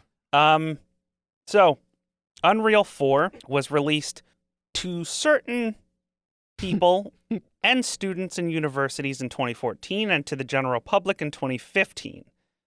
The new engine was to be made free for all, and instead of paying any costs up I front, remember this. if you make a game in Unreal 4, all you have to do is sign a contract, terms of service, whatever, to give It's not a Epic, profit sharing thing, is it? Yeah, 5% cut on all revenue made That's what from it any game in Unreal Engine 4. Yeah, but it's also after a certain threshold too. So if, Yes. if you're barely selling anything, they don't take anything after I like think the it's first. Exactly. 30,000? I thought it was the first $10,000 in a quarter. So if you make $9,000 in a quarter, 4 times a year, So oddly then they don't take any of it. specific. Okay. But I don't know. There was a lawyer who laid this out, and it could have changed since I've seen that video because I was doing some my own side Reconnaissance. projects. And I was doing Yeah, I side know. projects in Unreal for a little while. Yeah, And I was curious and all that stuff. So and that's how it used to work. But it could have changed. They could have raised the threshold or No, whatever. that's fascinating. The only reason I sounded reluctant is because I wasn't sure if that was the right answer. But Yeah. I, 5% Yep. of profits. in the grand scheme of things, it's not. No. This allowed indie developers and amateurs access to the engine at no cost. Yeah. Again, if they are under the threshold. And if you're over the threshold, you're just giving up a cut of your profits. Anyway, this cut into Unity's market a little bit as use of Unreal Engine 4 as opposed to Unreal Engine 3 jumped tenfold with the launch of 4. Yeah. Because, I remember, mean, that less- that was the rivalry for a few yeah, years. was- maybe, I don't know how many products Unreal 3 versus Unreal 4 ended up at the end of the market, but a lot of people are using this engine, to make fan projects or whatever. So yeah, Unity's response to this, and here's where the splash screen thing comes in. It says "fuck you, Epic" real small at the bottom. Yeah. Unity's That's just response, implied. Yeah. Unity's response to this was, one would think to do a similar profit-sharing model or something like that. No, we're sticking with subscriptions. We're Okay. sticking with the licensing fees. Staying them by their guns. Yeah. I forgot to mention earlier, but I'll get there now. It was still Unity by itself was still free, and Pro was still $75 a month. But they added an in between. They realized for whatever reason that there must have been people out there who were making just above $100,000 a month, and we're like, hey, $1,500 a year is still like not great, man, and, or whatever. So they added a Unity Plus, which costs $35 a month and was made to fill the gap between hobbyists who are using it for free to make web games and pros who were using it to make. I didn't know they had this many tiers. Yeah, they also, I don't think this is in my script, and I don't have all the information on it, but they also have Unity Enterprise. If you're like a huge studio Okay. with like 10 plus employees and you're making millions of dollars, it's like a discount from pro as well. I don't know how that works. I didn't look too much into it, but this, also, the license to develop on all platforms was dropped. So that $1,500 to make games for iOS and that $1,500 to make games for Android, that's now included in the subscription price. This led to a bit of a ire within the community. A lot of people were very angry because they threw together this subscription model, like I said, now $75 a month, but it's no longer like it's like this, it's an ongoing subscription, right? And then you just get these yearly updates like Adobe does. And people kind of realize, they're like, we did the math and you're charging us more money than when we just paid $1,500. All at once. Yeah. In addition, you have a lot of people who are like, It seems like a poor tax kind of situation, right? I'm making games for the Xbox One exclusively, or I'm making games just to put them on Steam. And my costs have now gone up, and your like little toss to me is like, hey, but now you can develop for iOS, and that's included. And it's like, I don't want to develop for iOS. I want to develop for PC. Or maybe your project wouldn't even, like, it wouldn't be possible. Yeah. You know, like, depending on how intensive it is, like, graphically, or how it needs to control or something. Yeah. So this is where the splash screen thing gets a little tricky, because originally their Plus subscription had like weird rules where it's like, okay, if you're making $100,000, you can use the free one. But if you're making $200,000, you can use Plus. But anything above $200,000, you have to get Pro. Right? And it's like, if you have Pro, you can take out this Unity splash screen we put at the beginning. If you make something for free, you have to leave that Unity splash screen in. But if you have Plus, you can maybe take it out, but then later they like added it back in, and then people got mad and they took it out. My head. Yeah. Basically, they fucked around with this Plus subscription quite a few times because people weren't happy with it, and They were just trying to find that middle ground where people would still pay it but not be pissed at them. Essentially, It's what everybody's trying to figure out all the time. But so, I mean, if we think about that for a second, right? Randy, you would say you probably don't have a very high opinion of the Unity engine, right? Okay, so to elaborate on that very quickly, I don't like the feel of 3D games in Unity. So let me put it so this nobody way. can pull the Cuphead card on me. No, because I know that game's fucking amazing and somehow made in Unity. But it's 2D. So let me put it this way, right? If you are more likely, like, which game do you think you are more likely to see a Unity logo on? One where they don't have to show it because they paid more money because their game makes more money, or one where you do have to see it because they couldn't afford to pay more money because their game doesn't make more money? So, like, your opinion of Unity, if you'll allow me to take this, your opinion of Unity is sort of tarnished because all of the games like Kerbal, when you're like, I'm surprised, that's because they paid enough money to take the Unity logo out. But the Unity logo is left in all the games where there maybe wasn't as big a budget. Yeah. No. So you're not wrong, but it's more though that it's like there are good 3D games made in Unity, as I said earlier with Gone Home, or even something like Super Hot, which is probably the most in my opinion, the best use of a first-person game in Unity. Yeah. But I still think, by and large, these games are good despite the engine they're running on. Sometimes at least things like Firewatch, right, where it's like it's story based. It doesn't feel great, but it doesn't matter because that's not the point. All right, walk with me on a brief walk here, Randy. Okay, marketing works. Correct, right? Like somebody advertises something, you become more familiar with a brand, and it sticks in your mind. And I'm staring at my beer for reference. yeah, if okay, it's- yeah, great. Yeah, make sure it's labeled a camera. No, but so it's like if the thing that you are associating the brand with more is the ones where you see the logo on it, right? The ones Uh-huh. where you're not surprised that it's running in it because you already know when you booted the game up that it runs on it. But Right, those but those games are going to be, on average, the lower tier games. That association that forms in your mind is, oh, Unity, bad game. No, I don't think you could use that on me though, because if I'm every game that I play, I want to know more about it. Who made it, who published it, and all like these details. And it's like, so I would be like encouraged to kind of self-educate and research that stuff anyway. But I do think that by and large, then yeah, that does that would apply to Yeah. to most people. And that So- if the first game they played on Unity was Slender the 8 Pages and it popped up with that stupid screen, you'd be like, well, this looks like ass and runs like ass and controls like ass, and then And like started with a Unity yeah, logo. and it started with a Unity logo. So if you saw that again, even years later, when you're going to play fucking like Beat Saber or something in VR, you'd be like, oh, Unity, I don't know. So it's just like it's like that kind of thing. And my defense to this, and we've talked about this before, but we'll air out our grievances on the podcast. So basically, I agree with you, but part of the thing that Unity provides and that engines like Unreal, so they have like a default third person or first person controller that you can just drag and drop in. Yeah, That's the thing you don't like the feel of.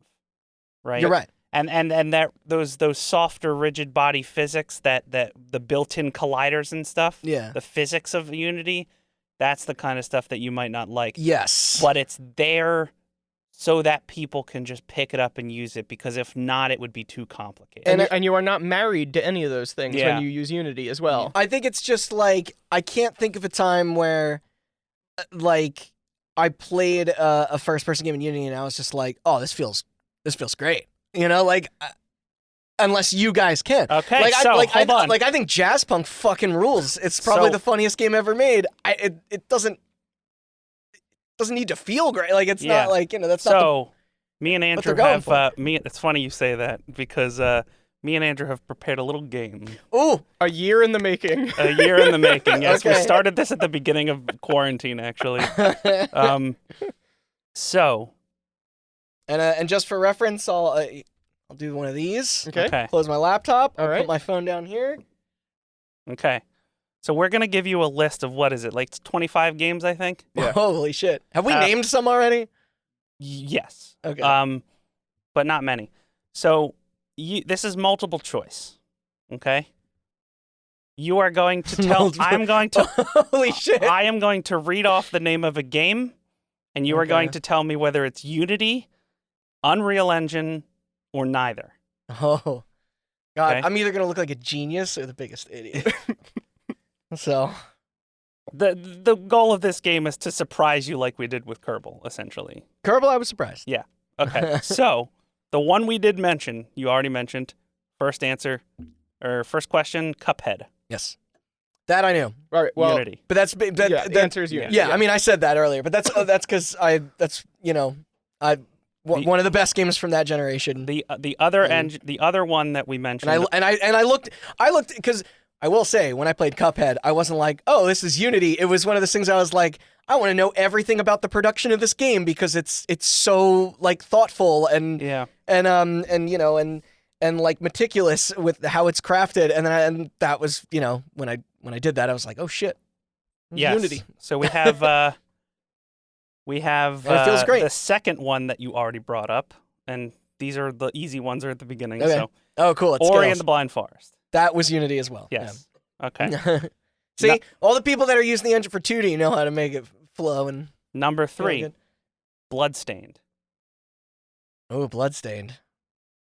I didn't play it, but I watched some people play it. I'm gonna say no. Well, there's 3 answers. Oh so- yeah, There's 3 answers: Unity, Unreal, or neither. I'm gonna say Unreal. Yes. Yeah. Okay. Next up, All right, I'm 3 for 3. Baba Is You. No, neither. Correct. Yes. What was them? Is that like a game maker? Multimedia Fusion 2 is the Okay. name of the engine. Yeah, we do have the list of engines used in the neithers. Yes, yes, we do. Number 5 you'll probably get. Tetris Effect. Oh, that's Unreal. Yes. Yeah. Number 6, Limbo. Oh, Limbo is Unity. No, Inside's Unity. I don't know if Limbo is. I'm going to say Unreal. Neither. Damn it. Custom engine. Okay. It was before both of those engines were made available Well, to yeah, when developers. Okay. Well, Limbo 'Cause came that out was in like 2011 or 2011-ish, something? yeah. Shit. Um, But I am right. I know Inside was they that's my next question. Okay. Inside Inside is Unity. Unity. Which it's funny because those games are kind of like sort of floaty in a way that Yeah. I think so. Yeah. They're both kind of floaty in the same way. They are, even though I guess they're two different engines. But Next up, Observation. great games. But Observation. That's the no code or Yeah. what was the The Stories Untold people. The space one. fuck Unreal. Unity. Damn. Yep.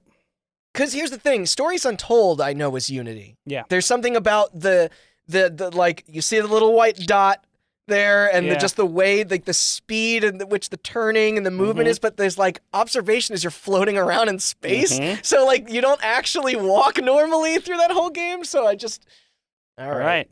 Next up, I was wrong there. Travis Strikes Again, No More Heroes.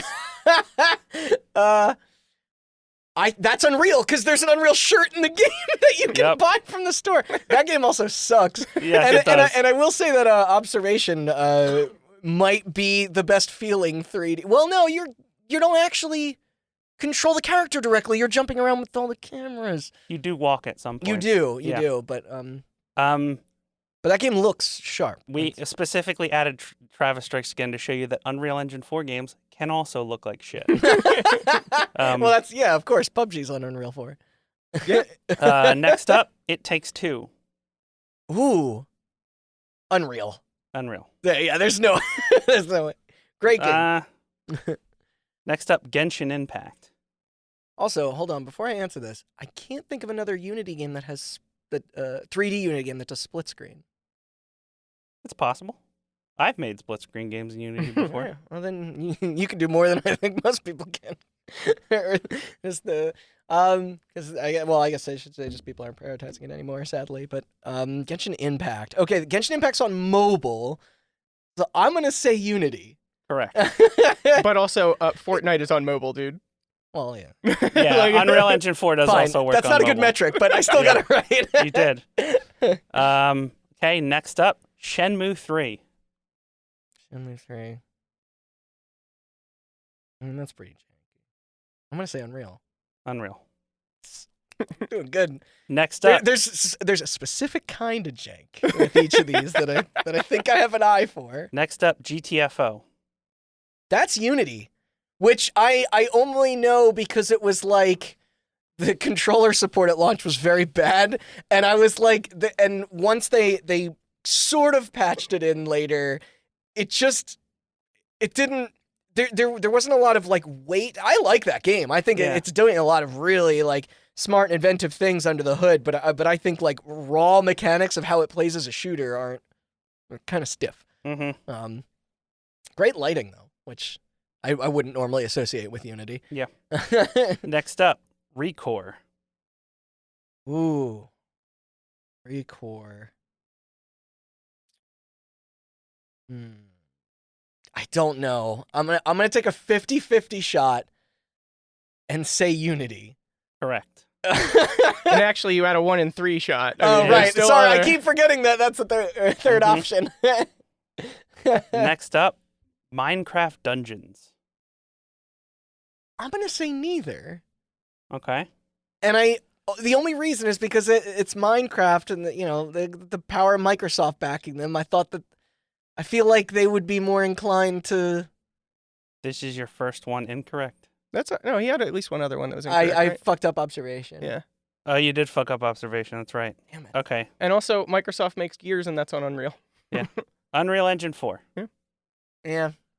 Next up, League of Legends Wild Rift, which is the console, hell is that? the console and mobile version that they just came out with. What? What were the last two? I'm gonna start scantroning my way through the rest. No, of I specifically said we need to stop making any kind of patterns. Yep. We went There's through no it. pattern. I made Fuck. that We went- specific. We went through it and got rid of patterns. Unreal. Unity. Damn it. Next up, Valorant.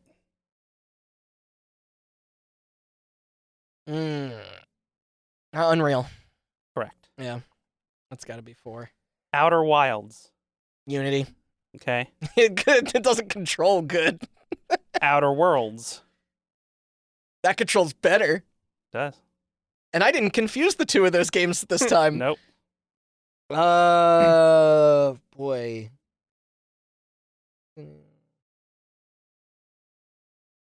Neither. Unity UE4. You even put the neither option in there. Ew. I feel like Some of them aren't. I feel like I would have gotten the other two right. Next up, The Witness.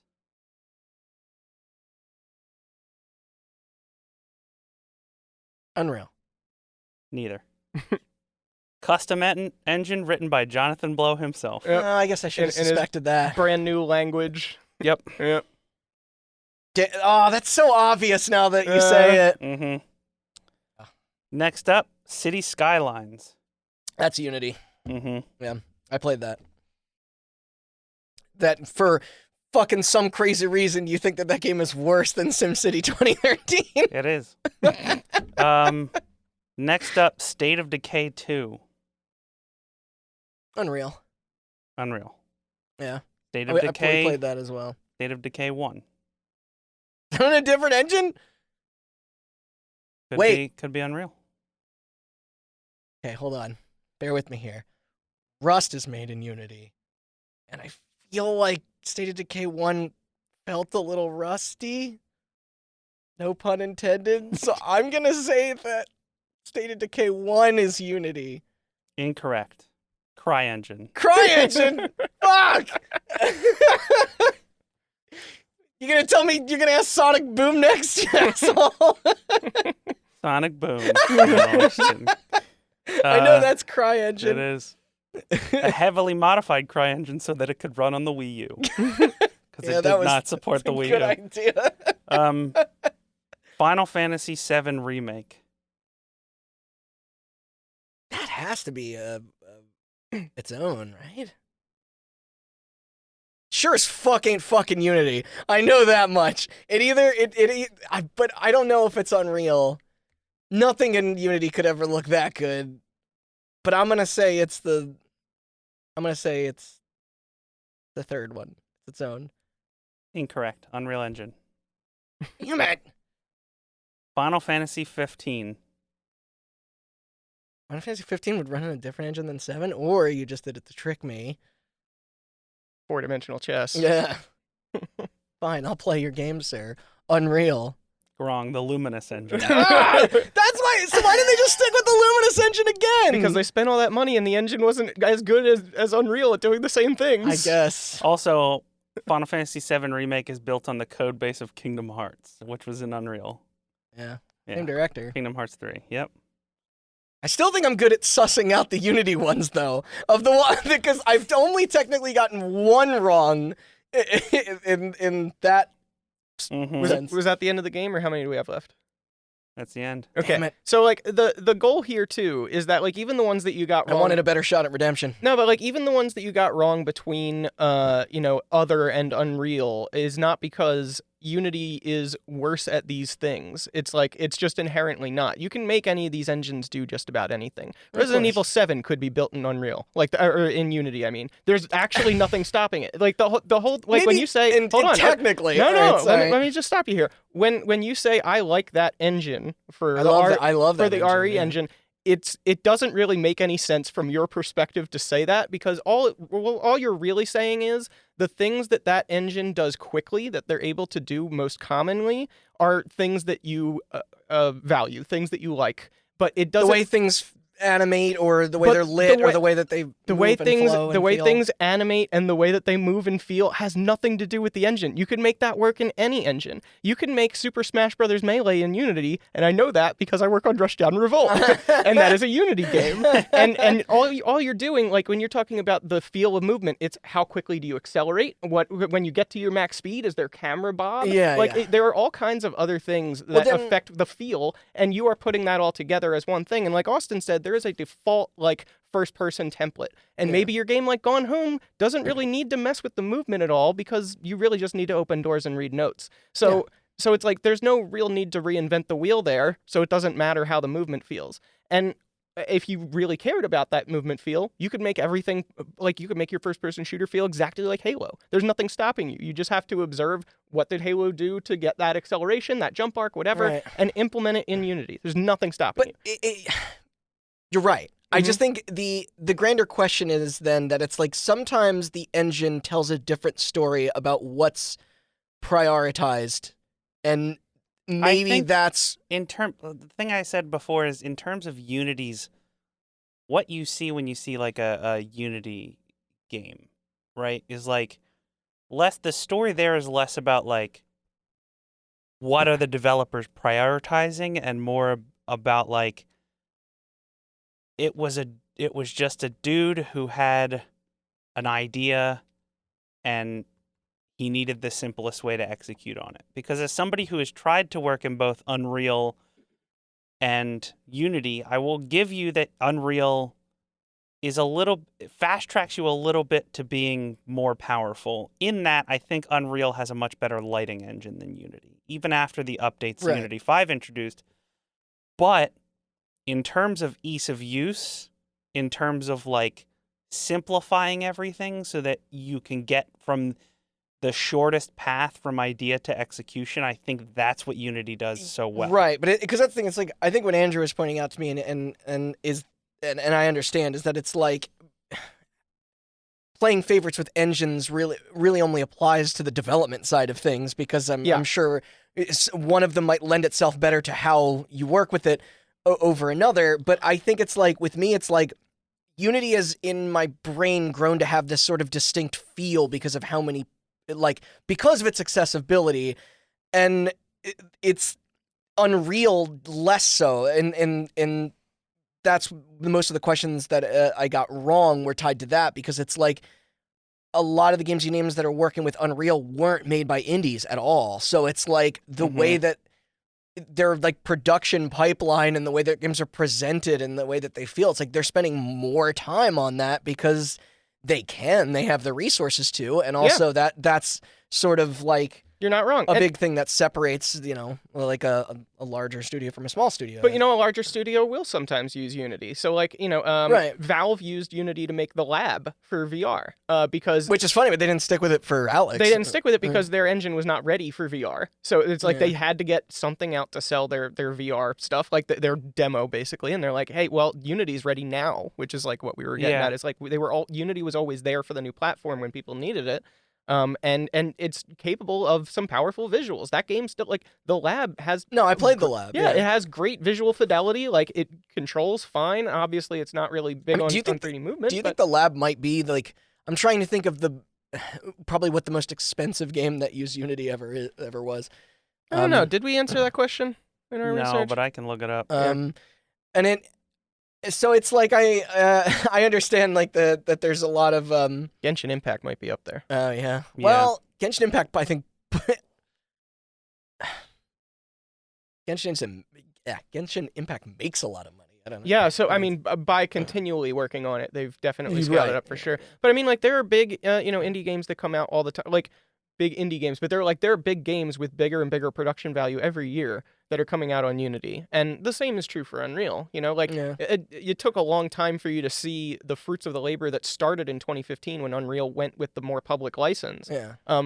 There's actually one other point I wanted to give you about the difference and similarity between Unity and Unreal, and that's that if I said Unity is a black box, would you know what I meant by that? It's I'm afraid not. No. okay. So basically, Unity is a product that there are going to be parts of the code that you'll never be able to see. They have opened up more of it in response to Unreal, but the thing that Unreal does in addition to that very low code thing where you can just drag and drop that I was talking about, is they give you full access to the source code in the event that you need to modify anything. And Unity doesn't do that, and I think part of it is because they just want to be able to have the export all function not be tampered with, I guess, Right. and also some whatever proprietary, trade secrets they have as well. But that is a strength of Unreal that this is an engine limitation that you could say, oh, I recognize this about this engine, is that in Unreal 3, you'll recall that on that console generation, there were a lot of textures that popped in way late. No, right? totally. And yeah. like that was a problem that they had partially with the hardware being lower powered than it could have been to run those same games, but also just the way that it loaded in assets. So that is a thing that you could recognize happens in the engine if you had access to the source code. Like let's say you were NetherRealm or Irrational, Yeah. you could rewrite that part of the code to do what you needed it to do. And as for games made by bigger studios on Unity, like we had Hearthstone on our list before, and that was cut. But Hearthstone, Magic Arena, Yeah. and Legends of Runeterra are all the Unity. Mhm. Yeah, and it's like it is the quickest way to prototype that game, and then to polish it up from there is Yeah. lickety split. And you're right in that, like, a Unity game doesn't inherently mean by by any like amount of imagination that it can't be a polished experience. Mhm. It's just that it's like, I think, to me, a dedicated game engine, like, for example, like the Fox engine, it feels so like this was meant for this purpose, and I think that does kind of like serve a role in how Sure. games are shaped into what they are. I mean, that's- through every stage of production. That's why Epic insisted on always making their own games alongside their engine, so Yeah. they could eat their own dog food, so to speak. And then, Yeah. and as they see what they need when they're building stuff, then they expand out the functionality of the Yeah. engine. I mean, sure, Unreal does that too. That's exactly what I was Gears of- saying. Yeah. Oh yeah, Yeah, yeah. Gears of War Yeah, Gears and of War. Fortnite. Epic was always making their own game alongside it. There was another point I had to make about that, but now I've forgotten it. Sorry. And maybe it is easier for like Oh, sorry, the no, Fox you're engine. Yeah, so the drawback to that is that let's say you're EA and you have Frostbite engine, which is technically capable of everything you need it to do, but then you decide, what if we made a fourth Mass Effect game that was bad? And then you've got this first-person shooter game that doesn't know how to do third-person stuff. So then when you hand it off to BioWare, they have to code their own third-person camera, which is different than a first-person camera in a few ways. It absolutely It's is. not that it could never be done in that engine, but when you have a tool like Unity or Unreal, it's meant to handle as many genres and common use cases as possible. Right. And when you have an engine like Frostbite that was only ever made for Battlefield, and you Yeah. have to do literally anything else, it's not going to be great at it, Yeah. So then you cause a lot of problems for your developers who need to use it because you were trying to save 5% on all your proceeds. You know what I mean? So because that's the thing. It's like, sure, maybe there are like the Unity engine is capable of doing all the things that of all these, and same with Unreal, but it's sometimes it's like maybe it could be easier to do in this one engine over the other. It's, Correct. I think we talked about in the Destiny episode about how they had how that game they had to render the whole thing while Yeah. they were working on it. And it's like that's an example of hey, when that game came out, it looks great and runs great and everything, it still does, but in the production, the developer side of things, there were some aches and pains about how to. Yeah, you didn't feel that one on when the controller was in your hands, but you felt it in the release date getting pushed back and the game getting reworked. It's Right. so. I mean, that's ultimately what an engine is, and why it's like when you say you like the RE engine, you like the things that it spits out very quickly. But it could be done in any engine. And yeah, we talked about the game engine matters a lot more from the game development perspective.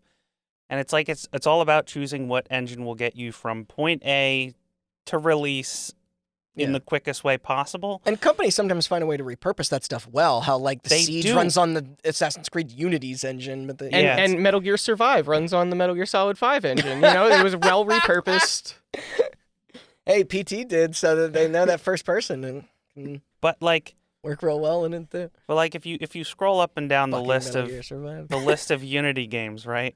It's every mobile I know you don't like mobile games, but every mobile version of like a console game. Yeah, I that know. you can I think of, Call of Duty's Call of Duty Mobile is built in Unity. yeah. Elder Scrolls Legends, the card game, Yeah, a and bunch of and winners. Blades, I think, is also built in Unity. Blades was the real winner. Yeah, super. All the Mario shit that Nintendo's been putting out on just phones. hit after hit.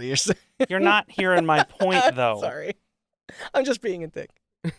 The point of that is that Super Mario Run is essentially a 2D Mario game like the new Super Mario Brothers games that runs by itself and you hit one button to jump. Mm-hmm. And it was easier for them to rebuild that entire thing from the ground up in Unity than it was to take the engine that they built for fucking new Super Mario Brothers. All these assets and art that they Yeah. already have. Yeah, No, to take that thing, the entire engine they built for New Super Mario Brothers, and just put it on iOS. It was easier to rebuild the whole thing from the ground up in Unity, and that's Unity's strength. That's a great. Yeah, I think that's a good thing to end on. yeah, But I stand by it in that it's like, I'll play a game that I'm interested in regardless of engine, and I am more than happy to be proven wrong if for whatever reason that Titanfall 3 is on Unity and I'm just like, this fucking feels awesome. Like who knows? that could happen. It could happen. I don't know. There's nothing that would stop it from happening. My heart's open. The list of games that you named, there are some absolute bangers on there. yeah. But Like how, it was just a chip on my shoulder that it continuously grew into a bit. But yeah, like you know how like Jedi Fallen Order was built in Unreal. yes, that's and definitely and it unreal. feels like absolute fucking garbage to control. I have no horse in this race, listeners. I haven't played it. To your point, Unreal without doing a lot of work to it have a distinct feel as well, and a look, as you said, like especially when you pointed the textures thing out, like there's a time, especially later in the 360 and PS3's era, that you would notice certain graphical glitches that made what it was running on very obvious. Yeah. But yeah. That's, All right. That's the story of Unity. I don't really have a conclusion. No, we kind of covered we everything. concluded. yeah, and the Yeah. new consoles obviously Yeah. support the Series X and S and PS5 and Yeah, I think all that, so. Unity. In many the more thing years. that Unity does the best is that their cross-platform support is one of the things that leads to a lot of drawbacks of the engine. Is kind of like that ability to just port it onto anything. Yeah, I mean, even going back to Night Trap, the new version of it that they just That put was in out Unity. was in Yeah. Unity. That pack of old Doom 1 and 2, that was in Unity. That was in Unity as well. The, yeah. That Sega Genesis Classics collection on Steam and consoles. That's Yeah, that Unity makes wrapper, sense. where they'll put you in a kid's room with the CRT TV and That's everything. right. That's yes. Unity. Yeah. Yeah.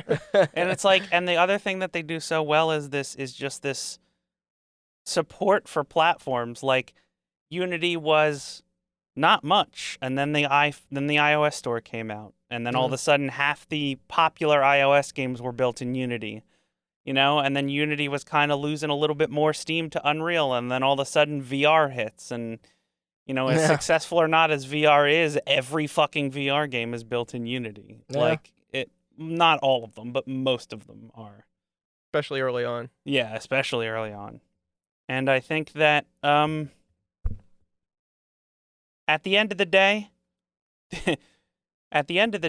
you talk about like Final Fantasy VII Remake being like, that couldn't be done in Unity, but it could be done in Unreal. Sorry, I was a little hyperbolic. It's possible, but the thing is, like, Be a lot more effort. there's a lot of games in there that I mentioned that were made by indie developers, whether it be Unity and Unreal, and that's Unity's doing. If Unity never existed, Unreal 4 would just be a thing that you had to pay $1 million to license. Yeah. So, That's a good point. getting the ultimate goal is to get game development to the hands of more people. Agreed. Because there are a lot of barriers to making a game, and there are a lot of people with good ideas, and the lower you can make those barriers, the better. I think we're all in agreement. And there are a lot of people with really bad ideas also. But And now we can see them. Yeah, Because Unity made it easy. Like Yeah. the people who made Metal Gear Solid. All right. Survive. yeah, you love the Fox engine. That game sucks. That's what Andrew was saying. I know. I wanted to reiterate.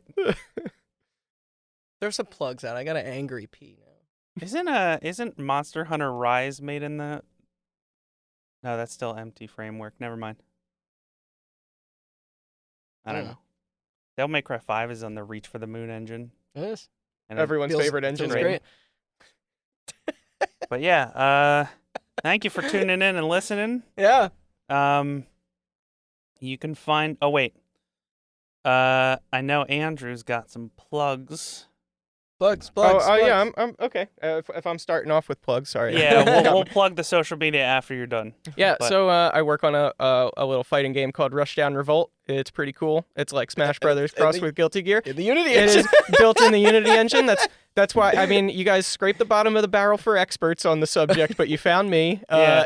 Very funny. And yeah, so by the time this airs, we ought to have our latest playable character available. So you can check that out at rushdownrevolt.com and get yourself some early access. And it's a 2D game, so you know it feels awesome. Well, it is a 3D asset That's game. what I meant. that Yeah, sorry. operates on a 2D plane. Yes. And it Sorry. doesn't feel like every Unity game, because who could possibly think that every Unity game would feel the same? All the 2D ones feel different. No, I'm just kidding. I did not mean to disparage the artists who are creating 3D models like and You hear that, Cuphead people? He hates you. No, I don't. I love Um, them. But yeah, thanks. Please release your DLCs at Yeah. some point. I want to Oh play yeah, it. speaking of games made on Unity, Hollow Knight Silk Song Yeah. and Hollow Knight. Eh, Yeah, I care don't like about- Hollow Yeah, I Knight. don't care about Hollow Knight. But a lot of people lot of people love it. really want Hollow Knight Silk Song to come out. Yeah. Including a good friend of ours. So I apologize for I didn't play it. So I'm sure Yeah. it's wonderful. Thank you for listening. If you want to find more, including our Unreal episode that I talked about, and what else did we mention? We mentioned a couple of them. You can find all those and more at hotbuttoncast.com. yes. You can find the podcast on any podcast service that you want. Just go on there and look up Hot Button or Hot Button Podcast. You should find us. And yeah, you can follow our social media on Twitter, Instagram, and Facebook at Hot Button Cast. And yeah, I think that's it. All right. Thanks for having me. Oh, and Yeah, I just thanks wanted for to coming say back. Monster Hunter Nice to Rise is on the Reach for the Moon engine, so there you go. Hell Is yeah. it really? Yeah. Ugh. Hey, that's stupid. What a Thank you, Andrew, for being here. Yeah, thank Waste you. of a good engine. All right. We'll see you guys later. Bye.